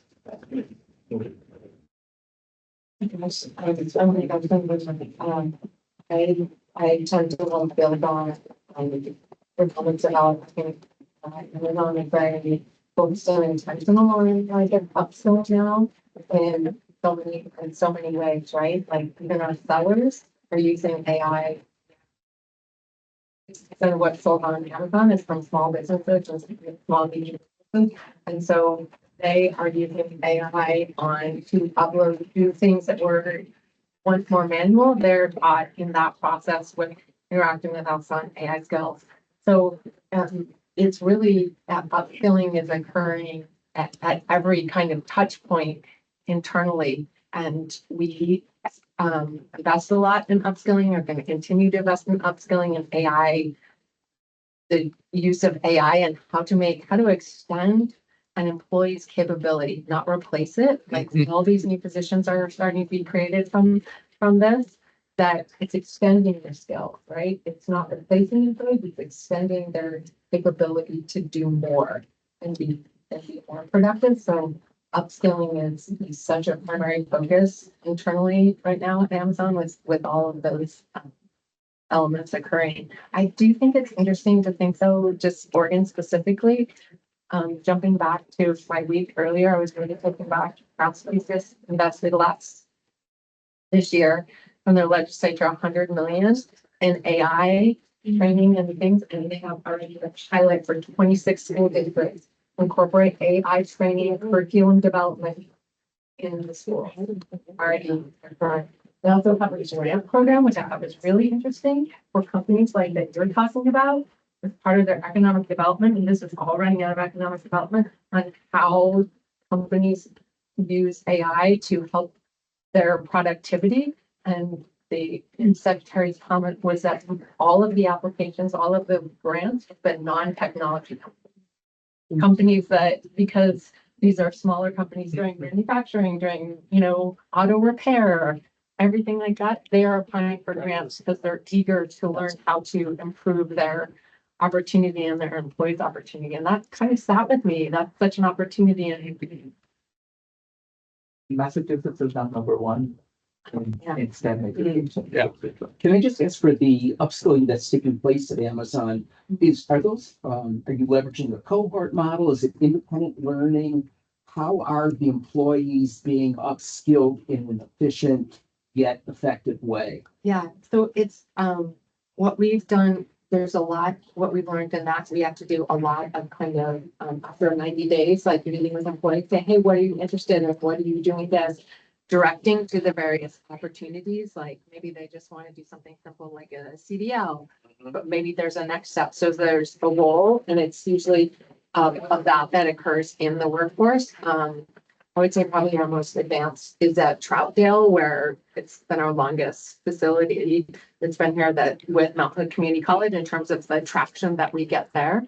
And it, in terms of how, meaning collaborating with the community. Probably our strongest collaboration right now is, I would say, in the state. I mean, we have a really strong one with Western Oregon. I know our folks, there's two, I can't remember the names, two folks that work a lot at our Salem facility, coming into Woodburn from OSU in terms of understanding all the processes that we have, and then incorporating that back into there. So it is definitely something that's pretty driven by each state, the investments in that state, and then their connections with the career choice partners that we have. But I think I'll get more information for you on the specifics of the how, because that's not an area like I don't know all the operations managers on the how they're doing it in Oregon. I can follow up with you on that. I have one question or comment that I wonder, as a workforce board, as people engage the workforce, I think we should take seriously, which is I was just reading this article in The Atlantic about, workers are using ChatGPT to fill out application. Companies are using AI to read the applications, and no one's getting a job. So what barriers do we think about as we talk about all of this to ensure that workers aren't getting stuck in a logjam in this situation? You know what I mean? Like, I don't know what you build in, right? If everybody's AI and nobody's getting the job, that, it doesn't seem to be moving forward. I think I'm sorry. That is something that why our HR is struggling with AI right now, because I think we haven't made it a strength yet. It's become more of a detriment than a strength, and we have to figure out the way that we utilize it that actually makes.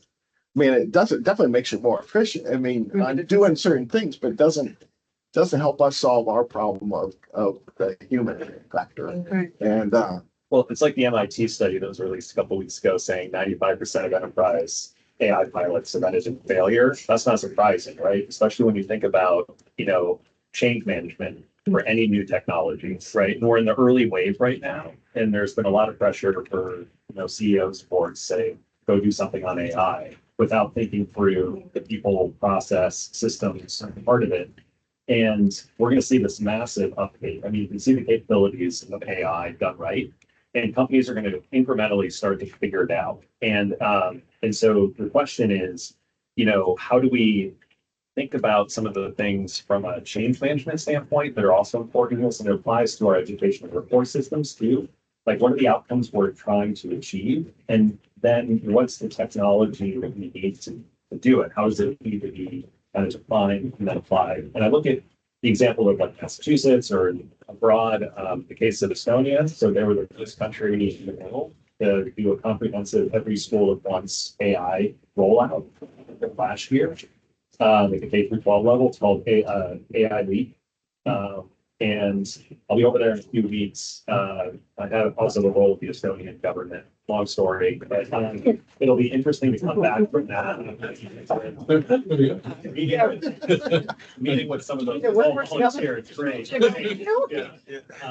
But it'll be really interesting to get their take on what's working and what's not. Because again, it's like everything all at once, but it came to this culture of learning, right? And this is what we're seeing with the greatest successes in different companies is where essentially the executive leadership are saying to employees, we want to reward you and give you a sense of ownership over coming up with innovations using this technology, and experimentation and failure is okay. And I met with some execs last week in North Carolina from Fidelity Investments.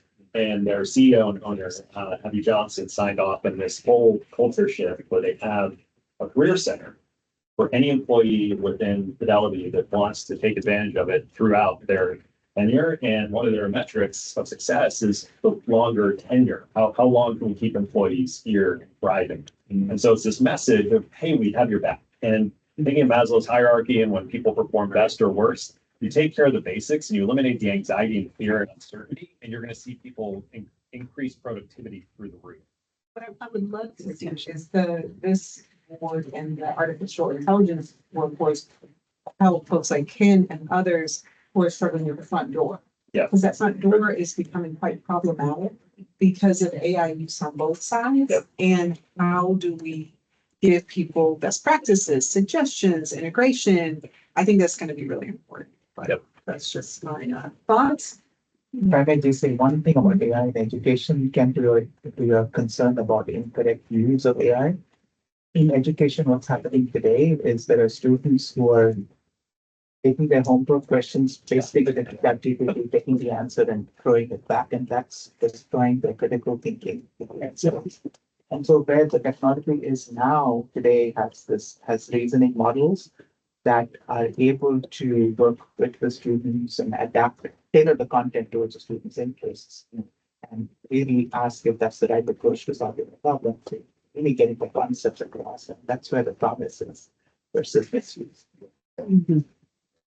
Oh, yeah, great. I don't know, sure. So I was just, before we worry about that, I'm just going to thank all three of you very much for insight. And for again, thank you, Ellie, for hosting. That's all good. Is Sarah Means on? Not yet. Not yet. Her other meeting is just running a few minutes late. Well, so maybe another question. Another or question. comment? Vinka, did you want to say anything more about the work that you're doing with Panmito? Oh, so Shauna and I has put together a slide deck trying to get a few schools. We started with school districts, but then we think that it's likely going to be schools that are willing to adopt a pilot that uses this software methods. It has two functions. One is to help teachers, because teachers, when they use the administrative burden, it can help them with their professional development and learning. And secondly, for students, it becomes a personalized tutor that's available 24/7.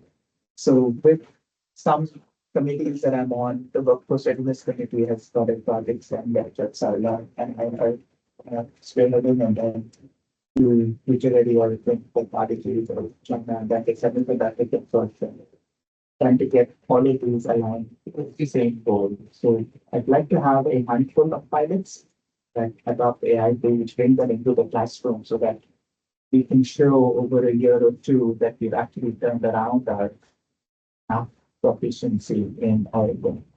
And then use that as a model to scale across the state. That's the current thinking. So hopefully it works out, but I'm trying to that it is more challenging than I originally thought.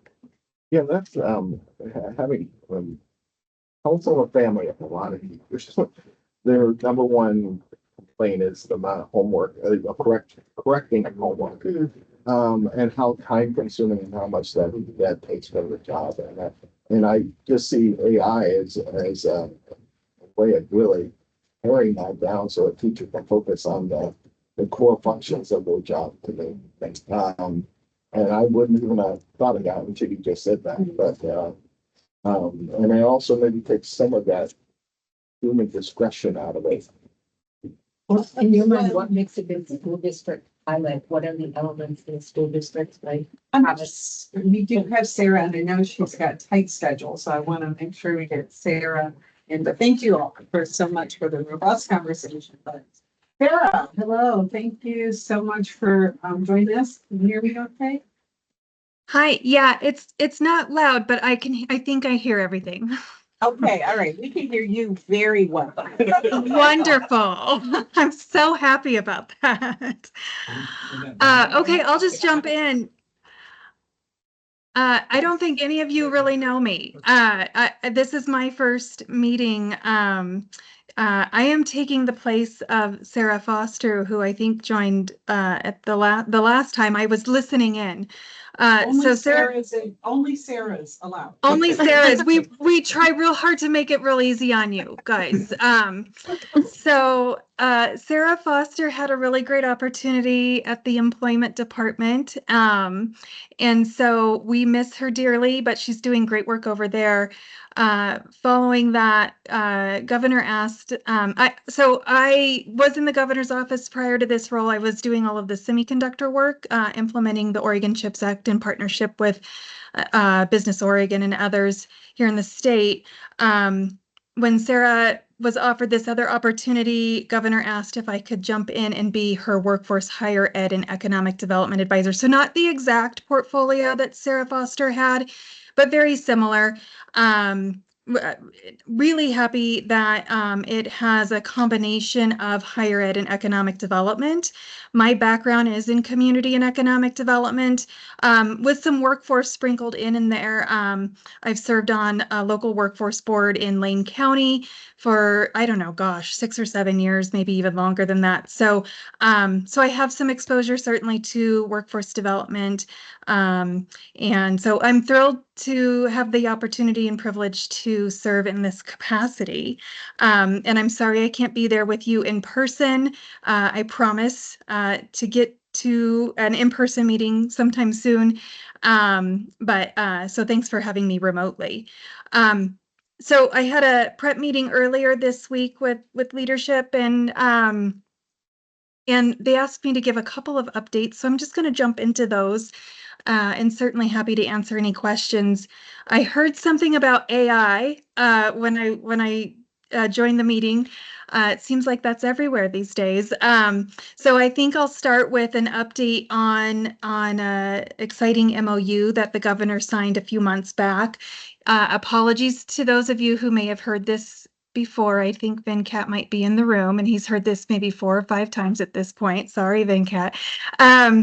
But the governor did sign an MOU back in April with NVIDIA, and it was really related to artificial intelligence and workforce development opportunities, economic development opportunities, training, all of the good stuff around AI here in the state of Oregon.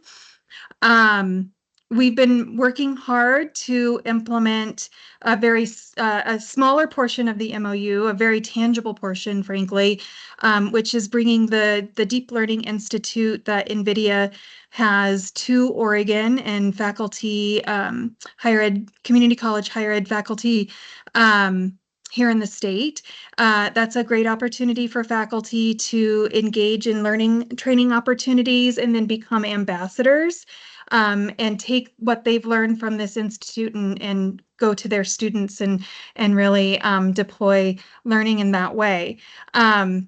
the state, the governor had set aside about $1.5 million to help incentivize that work and faculty to engage in that training opportunity. And I'm excited to say that we are so close. I feel like I say that all the time, but we really are so close to announcing that. I think the HEC is responsible. Jennifer Purcell and her team has been writing that program, drafting that, and we're working with NVIDIA closely to make sure all of the details are what they need to be to work. And I expect that announcement, that formal announcement to have faculty sign up for that program will be happening this month. So stay tuned. We did an all call to faculty, I think middle to end of August, just to kind of gauge interest. We've got nearly 200 faculty throughout the state signed up as interested in participating in this effort. And so that's really exciting. We have a goal of getting 60 faculty signed up as ambassadors.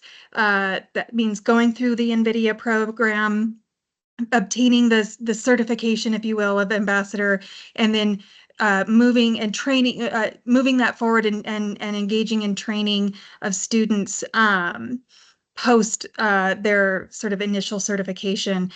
So our goal is to have 60 in the next 3 years. And I think based on the interest, I'm very confident that we'll meet that goal. So that's been the really tangible work that has come from the MOU to date.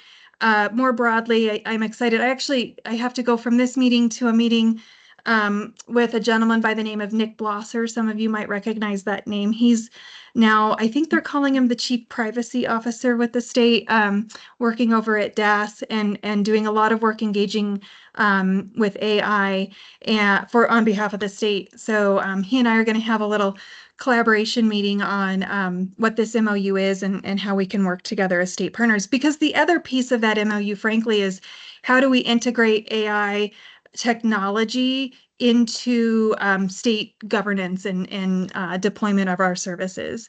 I think there's a lot of creative ways we could probably do that. So that's the NVIDIA MOU.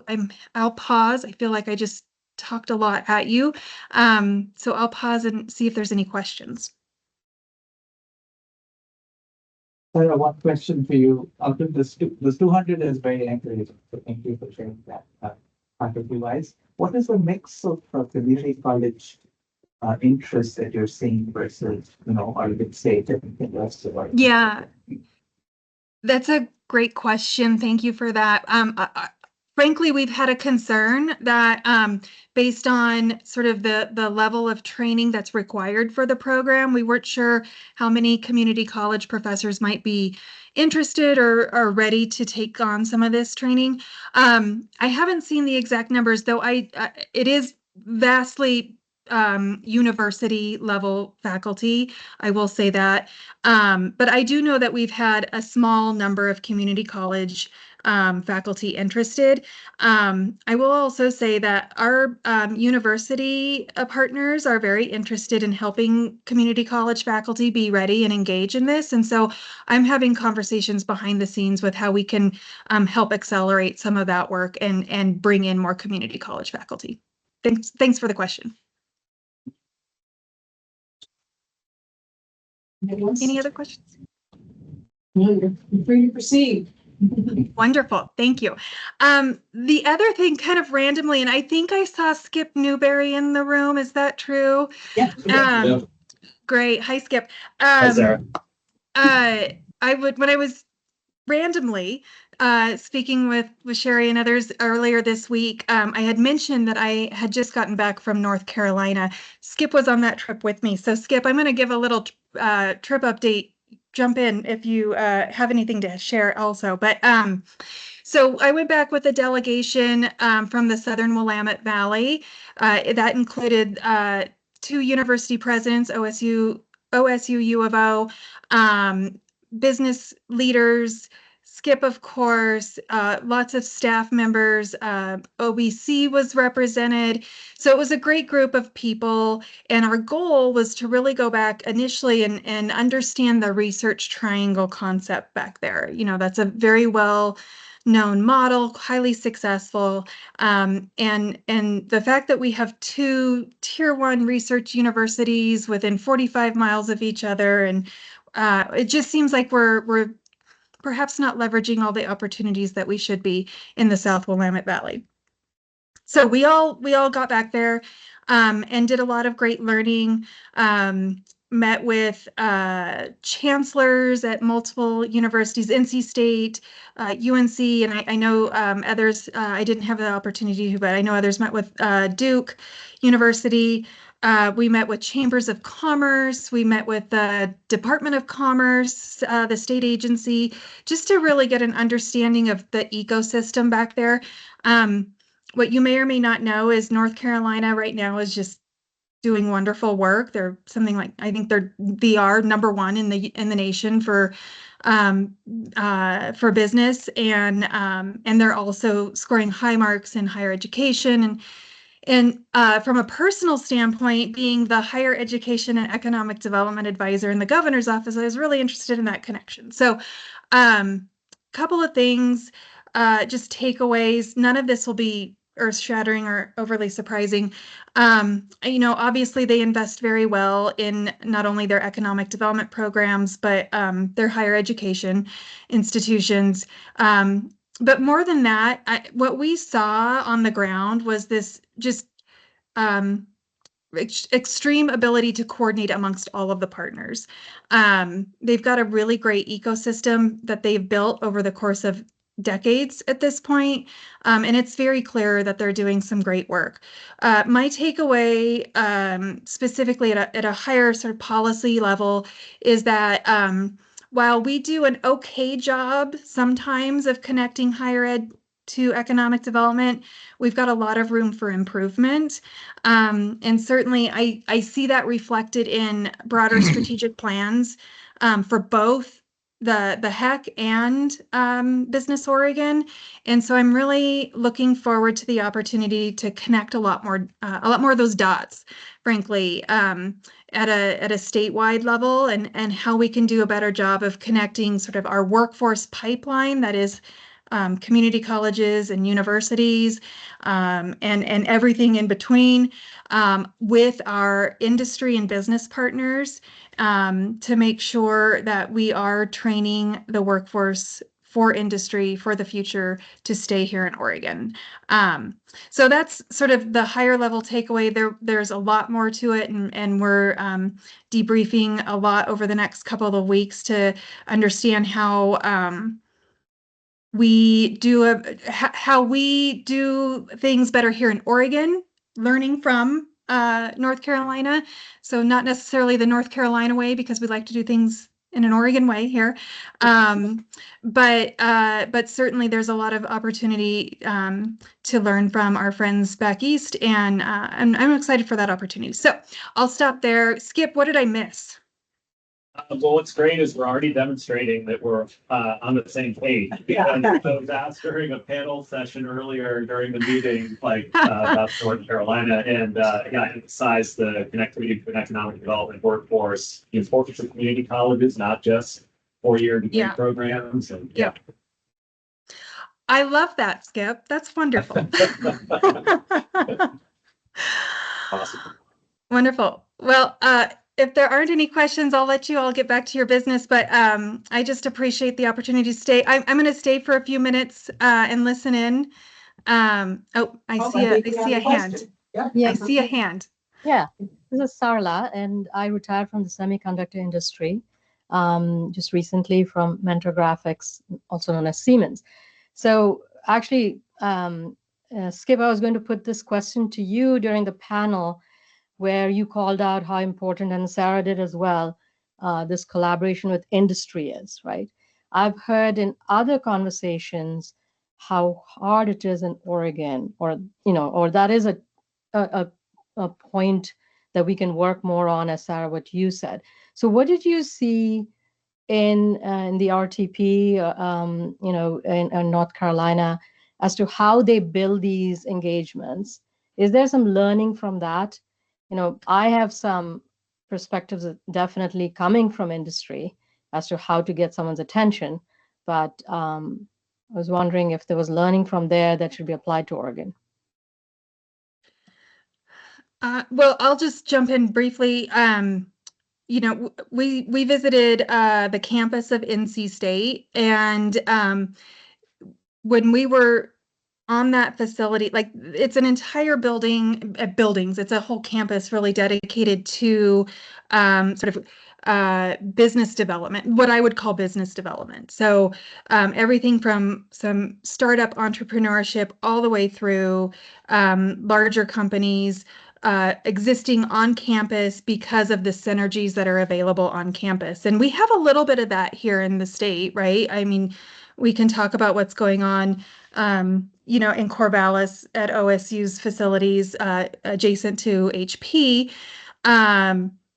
We could do, it's possible we could do more of that. And I think that's actually, what, without putting words in their mouths, I think that's what OSU and U of O are really interested in. What is both that physical space that could be built that would encourage what I call business development opportunities on a higher education, sort of at higher education, right? Where they are on site with the researchers, with the faculty, leveraging from one another, whether that be sort of that hard research or whether that be workforce development opportunities.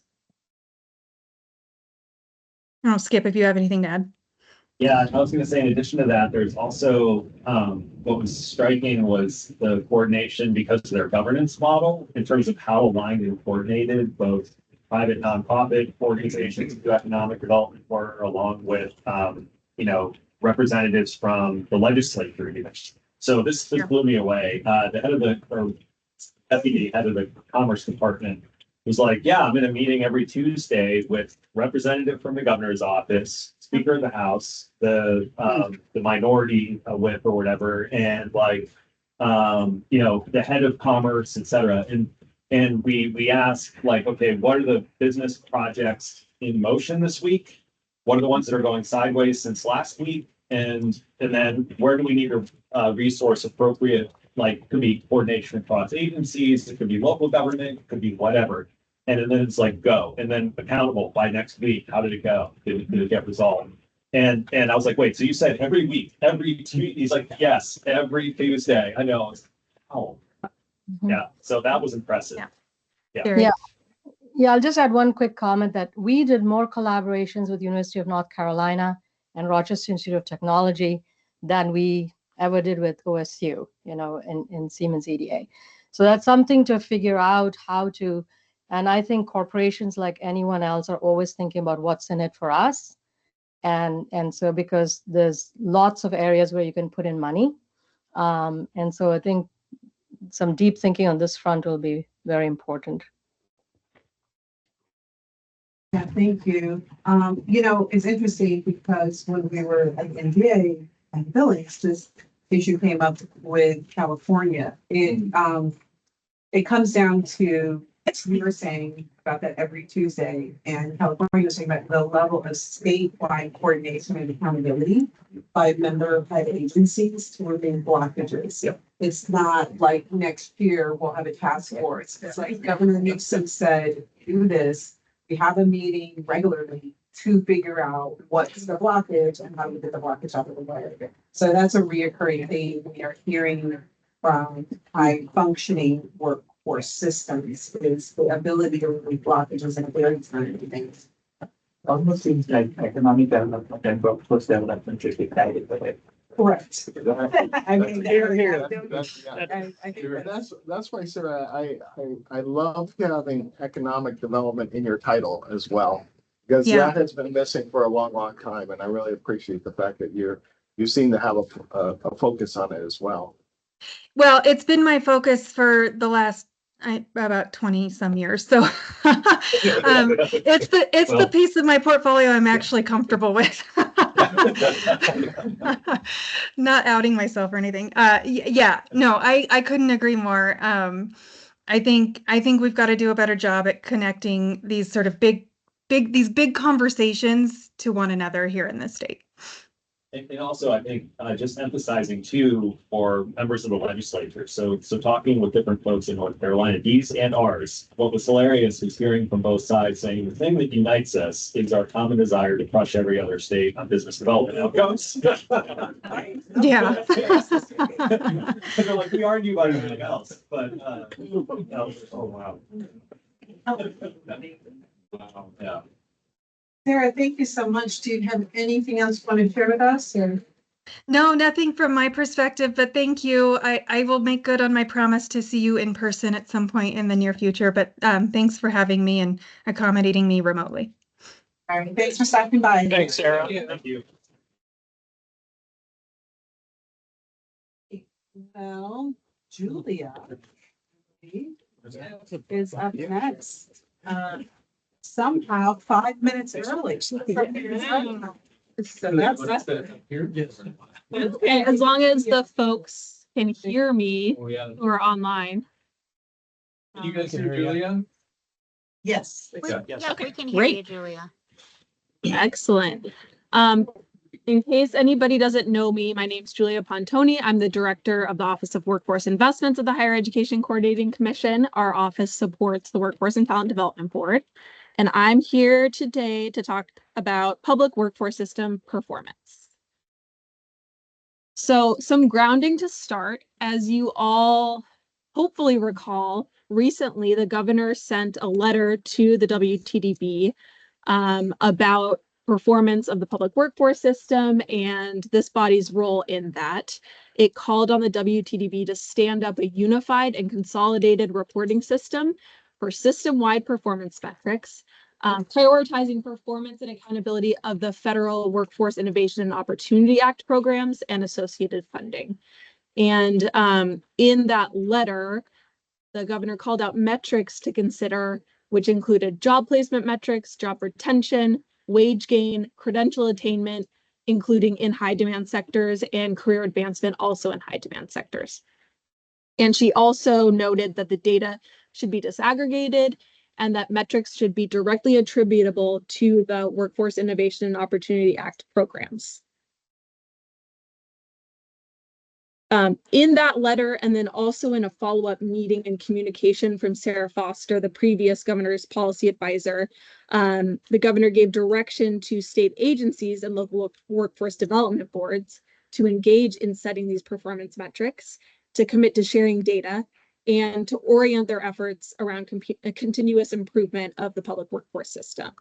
And the governor's office requested a memo for presentation at today's meeting and to the governor that outlines current performance reporting and participant data collection, recommended new performance measures.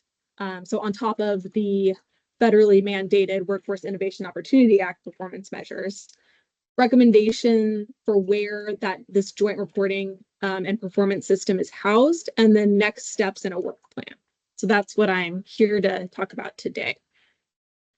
So the federal law mandates some core performance indicators for the public workforce system under WIOA, Workforce Innovation Opportunity Act. But first, I'm going to talk about the core programs that are included in that. So we have Title I-B programs that are administered by the Higher Education Coordinating Commission's Office of Workforce Investment, my office. And these provide career and training services to youths, adults, and dislocated workers. So folks that have been laid off due to business closure or plant closure. And then Title II provides adult basic skills. And that's administered by the HEC's Office of Community Colleges and Workforce Development. Donna Llewellyn, I think, is on this call, and she can speak a little bit more about that if anybody has questions about what that program does. Title III, which is administered by the Oregon Employment Department, carries out employment services. So this is job placement services, career assistance, et cetera. And then Title IV, which is jointly administered by the Department of Human Services and Oregon Commission for the Blind, administers vocational rehabilitation workforce programs. Currently, for those programs, we are all mandated to collect participant level data on age, sex, race, ethnicity, location, barrier to employment, which includes whether somebody has a disability, veteran status, whether somebody's on public assistance, which of the WIOA programs they're participating in, whether they were employed coming into the program, and whether they gained employment at exit, skill and credential attainment throughout the program, earnings, and other metrics. And the WIOA performance indicators that I mentioned earlier that are mandated for all of these programs are the employment rate second quarter after somebody exits a WIOA program, employment rate fourth quarter after exit, median earnings second quarter after exit, measurable skill gains rates, credential attainment rate. Those two measures aren't included in Title III's performance indicators because Title III doesn't fund training. And then finally, this is a brand new measure this year, effectiveness in serving employers. And this, I believe, is measured in retention. So is somebody employed by the same employer second and fourth quarter after exit?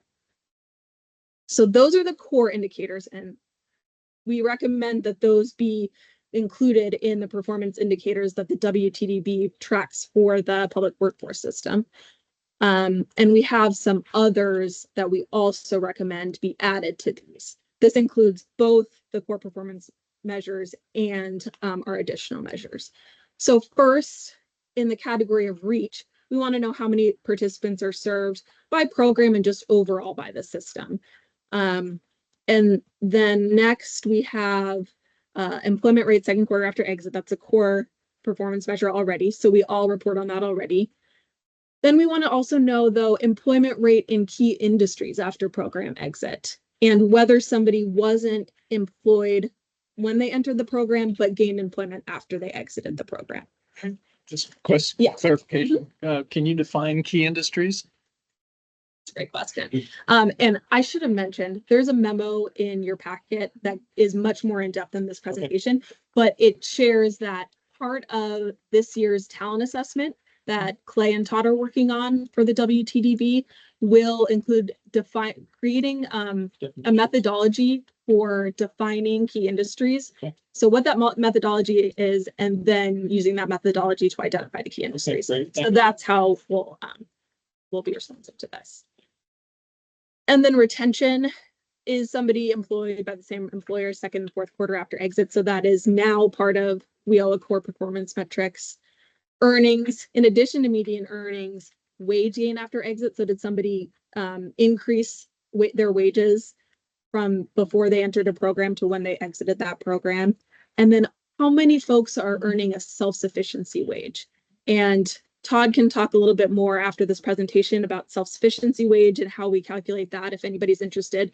But we and Work Systems, the local board for the Portland metro area, contract to have, is it University of Washington, Todd? Yeah. Do a study and determine self-sufficiency wage for the state and for regions. So that's what we would tie to this metric here. The next category is skill and credential gains.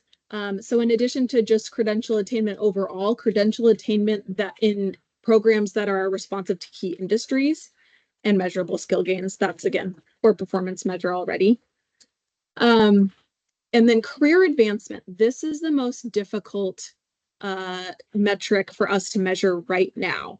And something I don't have on here, but is one of our recommended metrics in your packet. I must have accidentally deleted it from this slide, is whether somebody has advanced from in their occupation from when they started the program to when they exited. So, you know, say somebody entered as a CNA and then exited as an LPN or an RN or something like that. They've advanced in their career path. We don't currently collect the occupation of employees when the employment department collects information from employers on their employees. So we don't know, we don't have the data right now to look at that career advancement. What we can look at is, did somebody see a wage gain with the same employer, or even did somebody see a wage gain overall between the second and fourth quarters after exit. So that's certainly not a perfect measure, but that's what we can do now. We do recommend, one of our recommendations I'll get to later, is that we start collecting occupational codes. And then the last category is customer satisfaction, job seeker satisfaction, and employer satisfaction. Julie, correction, question. So is this all within the framework of only those participants who go through the employment department? No, these are for all WIOA programs. So those that are administered by the HEC, by the employment department, and by Oregon Department of Human Services and Vocational Rehabilitation. Why I'm talking about the employment department's employer data is because the employment department collects employee data for its unemployment insurance program, and we use those data to determine wages, employment outcomes for all of these programs. So we match data. That answer your question? Or Yeah, it's just yes. Okay.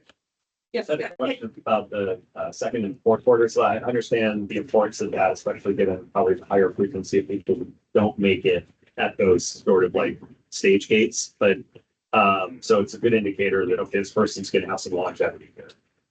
On the wages, though, with career advancement, I'm wondering, is it just difficult to get data at, say, year 3?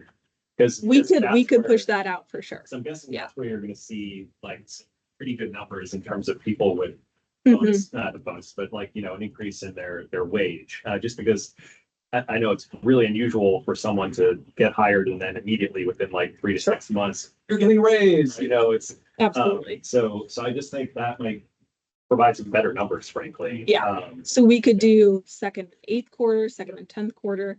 That just means that we won't have data on that cohort for longer, but if it's a better measure, then of course we can do that. Can you go back to your question? Your question was people coming through the employment department. Did you mean work source? Yes. Okay, because well, so I would, and I actually am asking this. So work source is sort of the umbrella by which all of us are partners underneath. And so are you anticipating that, I mean, this is all going to be work source data? Yes. So they will go through that system. The core work source Oregon. The core work source, because DHS is a partner, BR, Oregon Commission Line, all of those folks. So it is the work source umbrella is the system. Yeah, what I was also trying to capture was all of those people that are outside of the work source system. And Baden Industrial is a good example. They represent a lot of people that are employed, wage gain, and so forth, and perhaps represent those key industry people. And we've had this conversation for a long time that you miss all of their data in this process. Right. Because they're not, because public money isn't touching because their public money isn't touching it. So I understand making it accountable to the public money. I get that. I get that. I'm just trying to figure out the scope. This took me a long time to understand too, and when we did our strategic plan as a WTDB, it occurred to me that the public workforce system, just like you're describing it, and that this report describes, is WIOA connected. But there are public dollars touching K-12 community college universities. So like if you were to look at the Venn diagram overlaps a little bit, but there's, when we could talk about public resources going toward workforce, that was a huge aha for me, that this report doesn't consider the other, the larger system. Right. Okay. Yes. And again, our charge from the governor was to look at the WIOA public workforce system. But that's not to say then we can't expand it from there. And I know that HEC runs wage matches with the employment department and has similar data for community college and university programs. So it's not to say we can't get there, but this is kind of the starting point. And yes, I wasn't trying to critique the presentation, but I was wanting to name the fact that when we look at the metrics relating to WIOA dollars and the outcomes produced, that's only a fraction of what our strategic plan set us up to regard as the larger talent gap between the industry demand and the occupations we talked about earlier and how to feed them. Right. And if you compare funding for the WIOA public workforce system to funding for K-12 and traditional higher education is very small, so. Yeah. Okay, so we have some recommendations and next steps in addition to our recommended metrics for how to get this up and running. First, as I mentioned earlier, we're recommending that the governor calls on or requires employers to report standard occupational codes for employees so that we are able to see occupation and that career advancement through a better tool than just wage gain. I also spoke to the HEC's Director of Research and Data and also to the Employment Department's Director of Research and Data, and they're both very supportive of this.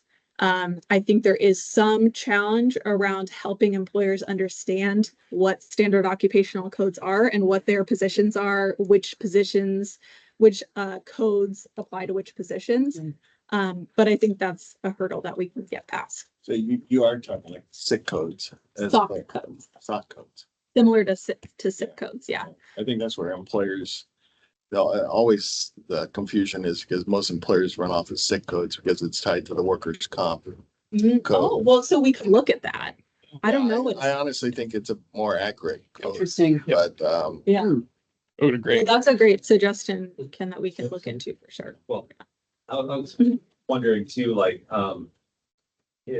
has there been any, do you envision any like friction or like issues of pushback or, you know, from employers on this just because they're like, oh, another reporting requirement or whatever. Yeah. I would assume so. And again, because it's, you know, it would involve a little bit of training to understand what these SOC codes mean. But if we could use something that they're already using. Yeah, SIC codes already be. Then that would be fantastic. Safe could provide probably, you know, the majority of those codes right off the bat. And there are a number of other states that are doing this. Washington does this.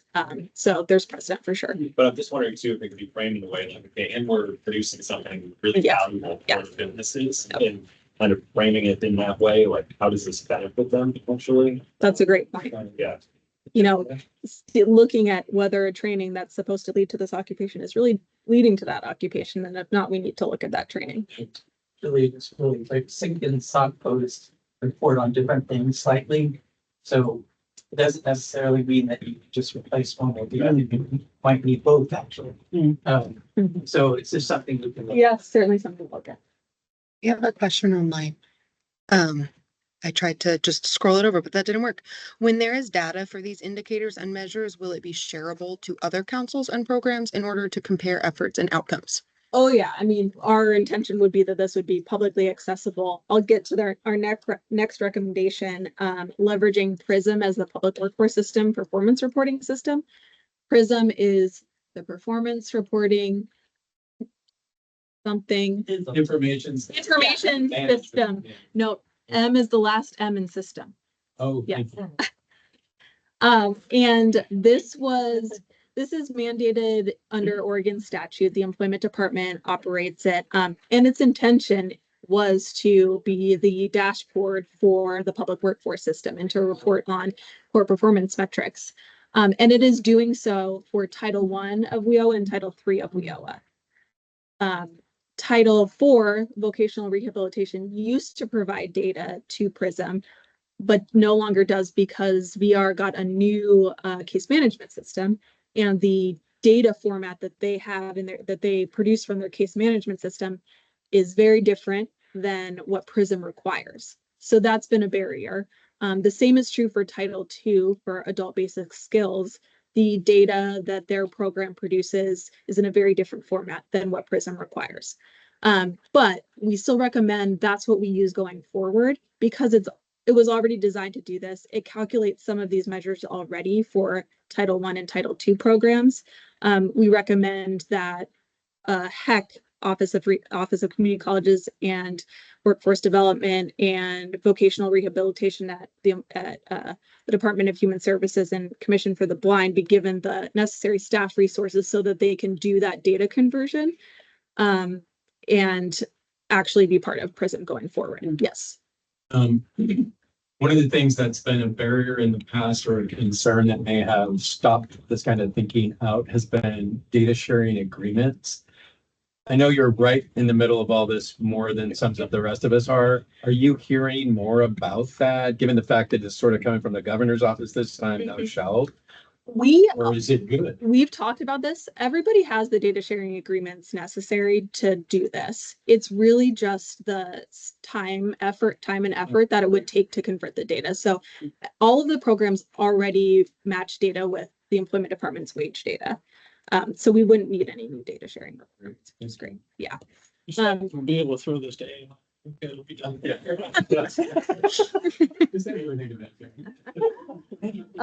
The other thing is Prism covers some of our recommended performance indicators, but not all of them. So the Prism system would also need to be built out so that it could also report on the additional performance metrics that we're recommending. And then our last recommendation is to explore potentially in the future moving the performance reporting system to the employment department's new labor exchange and case management system. They're currently in the process of modernizing their labor exchange and case management system, which we hope will cover both Title III and Title I case management. And I've been part of that process. It's about 2 years out at least until that's implemented. But most of the systems that we've seen have great reporting capabilities. And so this might be a simpler way for us to all report collectively and might not require the staff capacity to convert data. It might just be an easier way to do this, but we just won't know for a while. So we're recommending Prism in the meantime.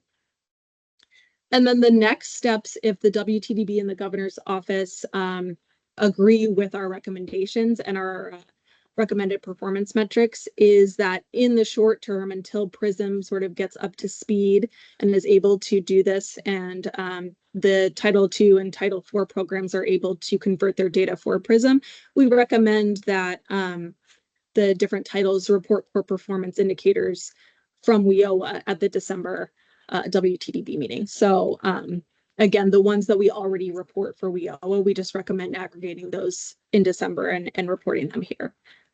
And then again, we recommend that Title II and Title IV work with OED Prism staff to understand what additional staff capacity needs they would have in order to convert their data, and that OED determine what staff capacity would be needed to upgrade Prism.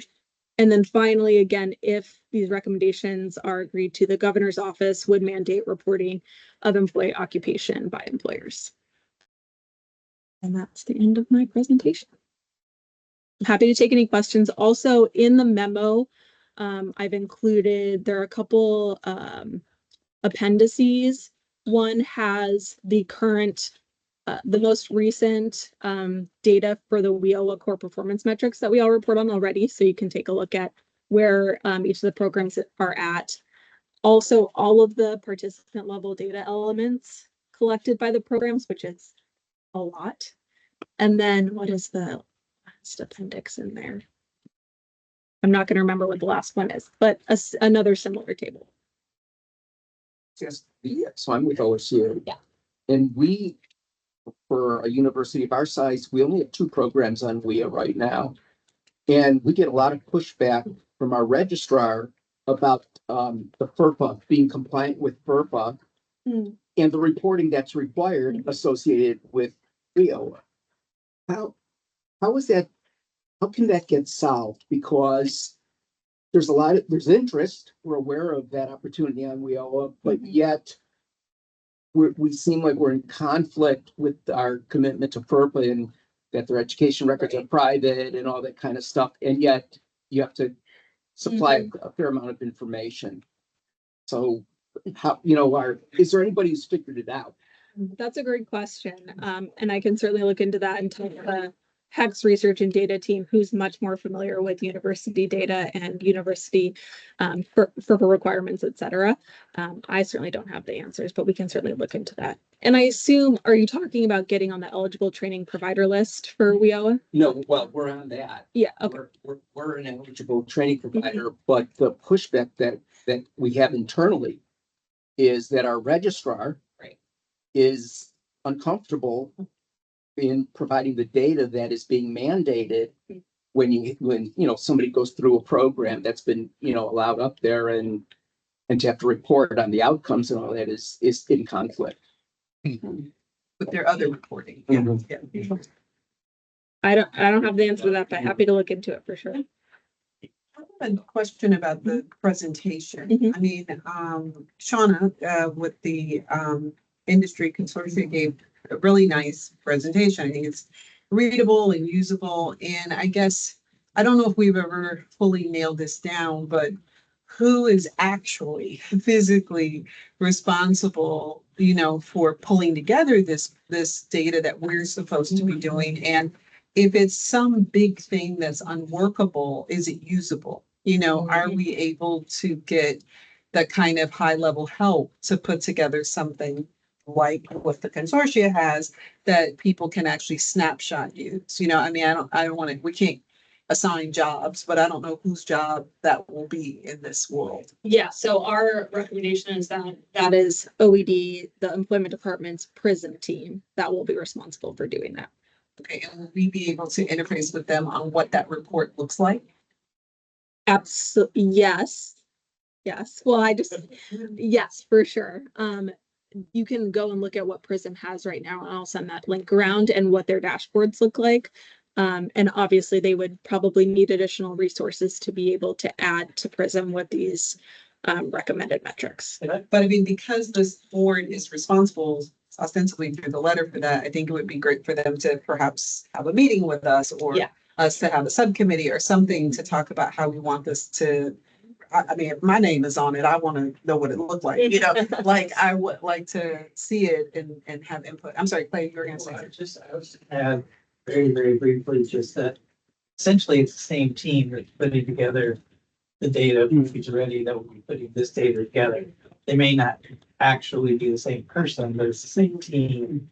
And so what is available to Future Ready now will be completely consistent with what Julia's talking about. And I'll just jump in as a reminder, refresher from some of you who've been here a while. Our friend and colleague who's now basking in the sun in Arizona is a retired business person from Portland community, Joe Weber. He championed a metrics task force of the WTDB, and many of these same metrics were a part of that. And we actually, for a while, and my point is that we worked with the Prism team on how to best sort of embed that, incorporate it into the WTDB website so that members could go in on a regular basis, real time. They're on their phone and they're curious about, hey, what's unemployment, what's wage, you know, that sort of thing. So I guess I just say that to show precedence for the work as well as the engagement and interfacing with the Prism team. Here's a question with a very large check. When there is data for these indicators. I think I already addressed that one. The answer is yes. Anybody? Yeah. For healthcare, a lot of the retention is within the sector, not necessarily individual employers, so it might be. Yeah, we could look at that as well. That's a great point. So instead of just employed by the same employer, second and fourth quarter, employed in the same industry, second and fourth quarter. Yeah. Yeah, that would probably be good to look at for all of that. Are there other other questions online? Questions, other things that are missing from here? Measures on here that you don't think are interesting or important to look at? Similar to my previous, when I see the word key, the other one is like measurable skill gains. And that has a very specific. Broad, yeah. Yes. Yeah. You know, and I have a lot of thoughts that we can talk about offline, but one of them to the key industries, or what, I can't remember exactly the language. Yeah. We could connect that to the targeted sectors, the local workforce boards. Yeah, we could do that at the state level and look at the region. Right, because we are required to identify the sectors in our regions that are driving the economy. Who said it? And Pat, did you say it? Skip said that only 2 workforce boards have identified technology. Yeah. So, but, you said, okay, something down there. Yeah, so, and there's a good, I have a response to that. But that's offline as well, because I'm not one of the two boards that sees it because of the way we pull the data. Yeah. So, but it would be interesting to make sure all those are connected. Yeah, for sure. So we don't have to recreate the wheel. Oh, I just remembered another thing I wanted to just call out is that on the new version of the strategic plan, which we didn't get into this meeting, but work continues behind the scene with actually a lot of the folks at the Office of Workforce Investments to track that and on a more regular basis provide up-to-date info on what we're doing as staff over at Hack and OE and other partners. But one of the call-outs on those board metrics on the third page of the strategic plan is a placeholder and requirement to establish an ongoing metrics task force.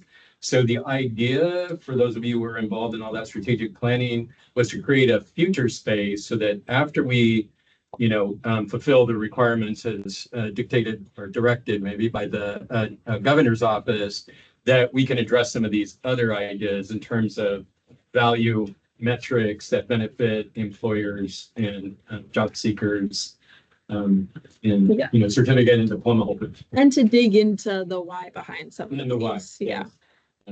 Donna has a comment too in the chat. Okay.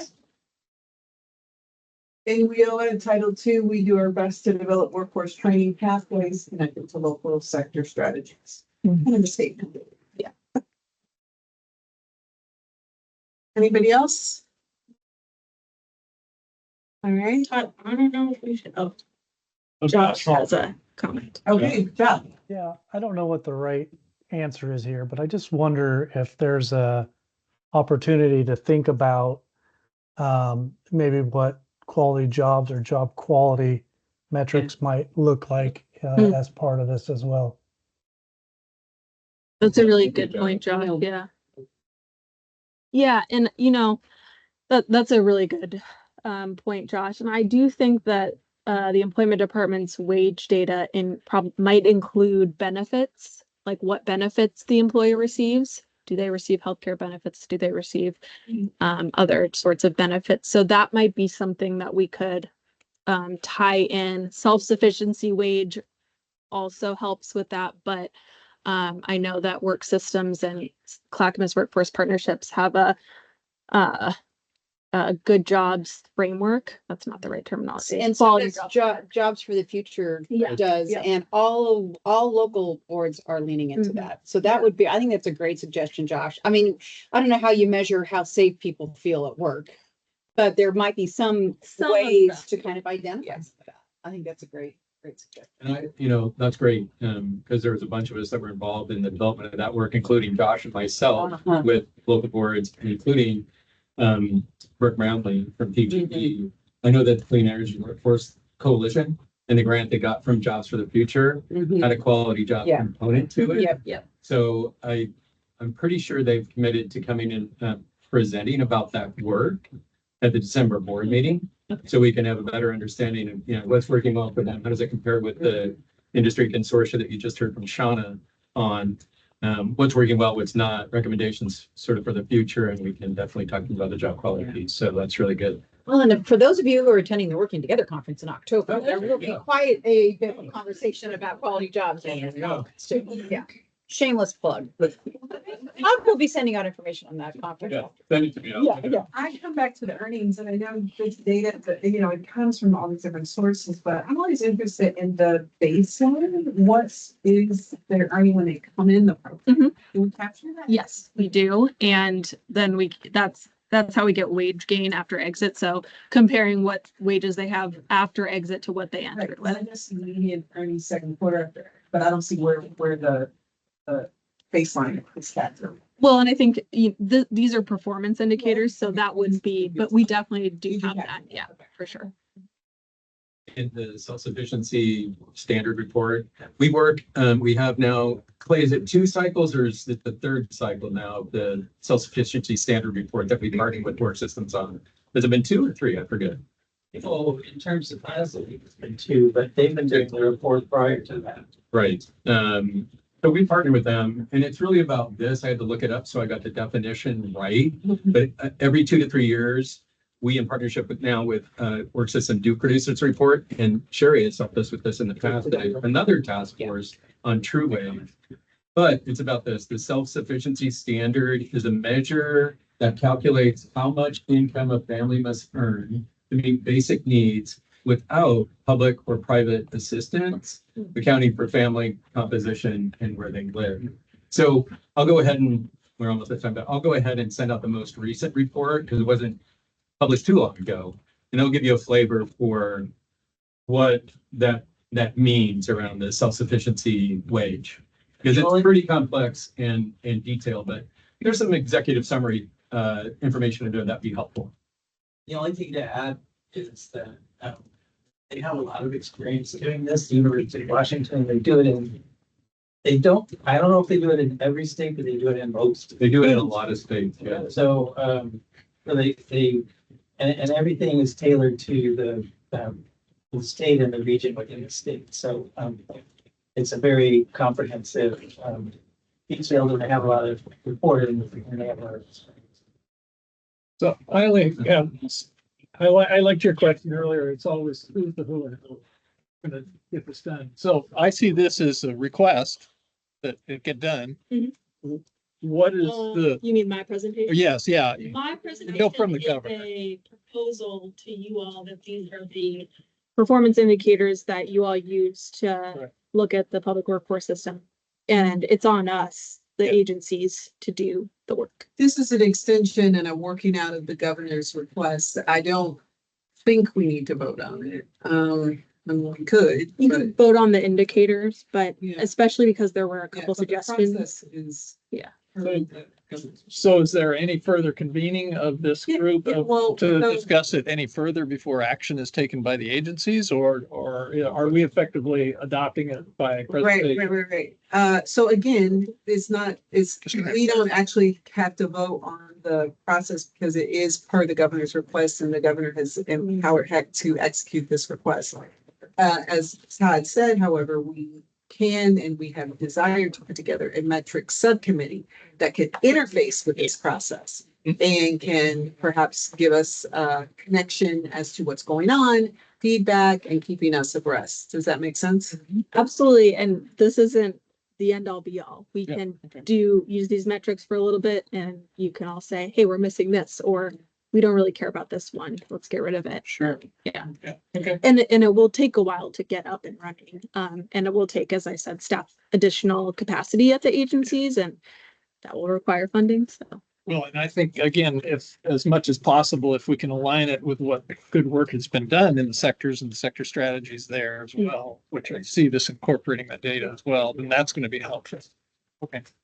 We are at 3, so we are going to adjourn unless there's any other pressing matter. Okay, we are in adjournment. Thank you. Thank you all. Thank you, everybody. Thank you. Yeah. Be sure there's a